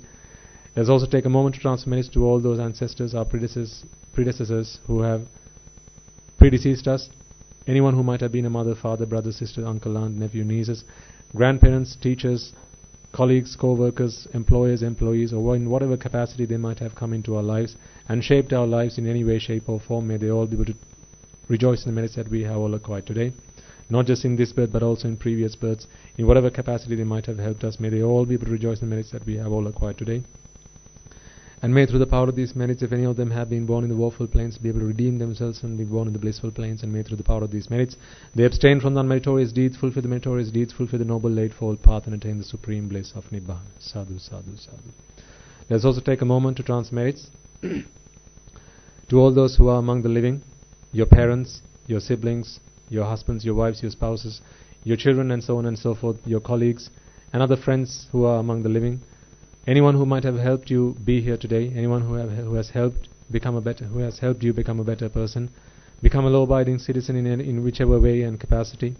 Maybe your teachers, if any of them are today alive and among the living today, may they all be able to rejoice in the merits that we have all acquired today. Let us not for a moment forget that it is because they have taken on some of your duties and responsibilities and relieved you of such duties and responsibilities that you are able to be here today and listen to this sermon. Perhaps they are members of your family, or perhaps they are your co-workers and colleagues. May they all be able to rejoice in the merits that we have all acquired today. Let us also not forget for a moment the men and women of the armed forces who have fought a long war in Sri Lanka and protected and preserved the peace and harmony of our country. It is, if not for them today, we would not have the peace of mind and the freedom to practice the Dhamma, to dedicate our lives to practicing the path. May they all rejoice in the merits that we have all acquired today. And all those men and women who might have died in the wars, as well as in the natural calamities such as the tsunamis and earthquakes, landslides, hailstorms, not just in Sri Lanka but also in other parts of the world, not forgetting for a moment that each and every one of those beings will have at some point been a mother to us, will have at some point in this infinite long journey in samsara been a father to us. So bearing that thought in mind, let us take a moment to transfer all the merits that we have all acquired to them as well. May through the power of these merits, if any of them have today been born in the woeful planes, we will redeem themselves and be born in the blissful planes. And may through the power of these merits, they abstain from the unmeritorious deeds, fulfill the meritorious deeds, fulfill the noble eightfold path, and attain the supreme bliss of Nibbana. Sadhu, sadhu, sadhu. Let us also take a moment to transfer merits to all the men and women who have dedicated their lives to protecting our country, leading our country, and developing our country. Again, if not for them today, you and I will have to be doing and engaging ourselves in such activities. They have taken on the burden, they have taken on the duties and responsibilities, and as such, today we have been relieved of such duties and responsibilities to fulfill the path and achieve the bliss of Nibbana. So may they all also be able to achieve the same bliss of Nibbana. May through the power of these merits they abstain from the unmeritorious deeds, fulfill the meritorious deeds, fulfill the noble eightfold path, and attain the supreme bliss of Nibbana. Sadhu, sadhu, sadhu. And finally, may through the course of all the merits that we have all acquired today, in making offerings to the Buddha, Dhamma and the Sangha, in making your venerations to the members of the Mahasangha, in listening to this teaching, in preaching this teaching, in transferring merits, and all the merits that we have all acquired today throughout the course of today, may it empower and energize all those men and women just like yourselves throughout the world who have dedicated their lives to this path to become Arahatun Vahanses, and through them may be able to witness the advent of many hundreds of thousands of Arahatun Vahanses and Arahat Mehenin Vahanses in this blessed land, in our very lives itself. Sadhu, sadhu, sadhu. And finally, may you and I and everyone who has helped make this event a success in any way, shape or form, be able to become one of those Arahatun Vahanses, be able to become one of those Arahat Mehenin Vahanses in this very life itself and in the era of the Gautama Supreme Buddha itself. Sadhu, sadhu, sadhu. The members of the Mahasangha will now transfer their blessings to you.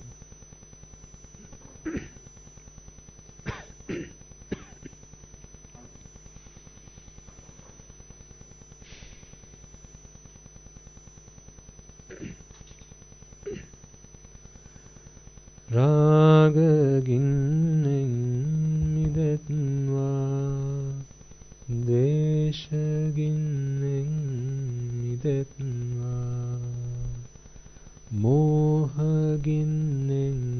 මිදෙත්වා නිබ්බාන පරම සුඛයෙන් සුඛිතතර වෙත්වා නිබ්බාන පරම සුඛයෙන් සුඛිතතර වෙත්වා මමද සියලු ලෝක සියලු සත්වයෝ නිබ්බාන පරම සුඛයෙන් සුඛිතතර වෙත්වා නිබ්බාන පරම සුඛයෙන් සුඛිතතර වෙත්වා නිබ්බාන පරම සුඛයෙන් සුඛිතතර වෙත්වා තුනුරුවන්ගේ සූවිසි අනන්ත මහා ගුණ වලින් සීල ලෝක සීල සත්වයෝම නිබ්බාන පරම සුඛයෙන් සුඛිතතර වෙත්වා. May I and all beings in all worlds be freed from the fires of desire. May I and all beings in all worlds be freed from the fires of aversion. May I and all beings in all worlds be freed from the fires of delusion. And may I and all beings in all worlds attain the supreme bliss of Nirvana. May the Noble Triple Gem be with you all forever. Sadhu, sadhu, sadhu.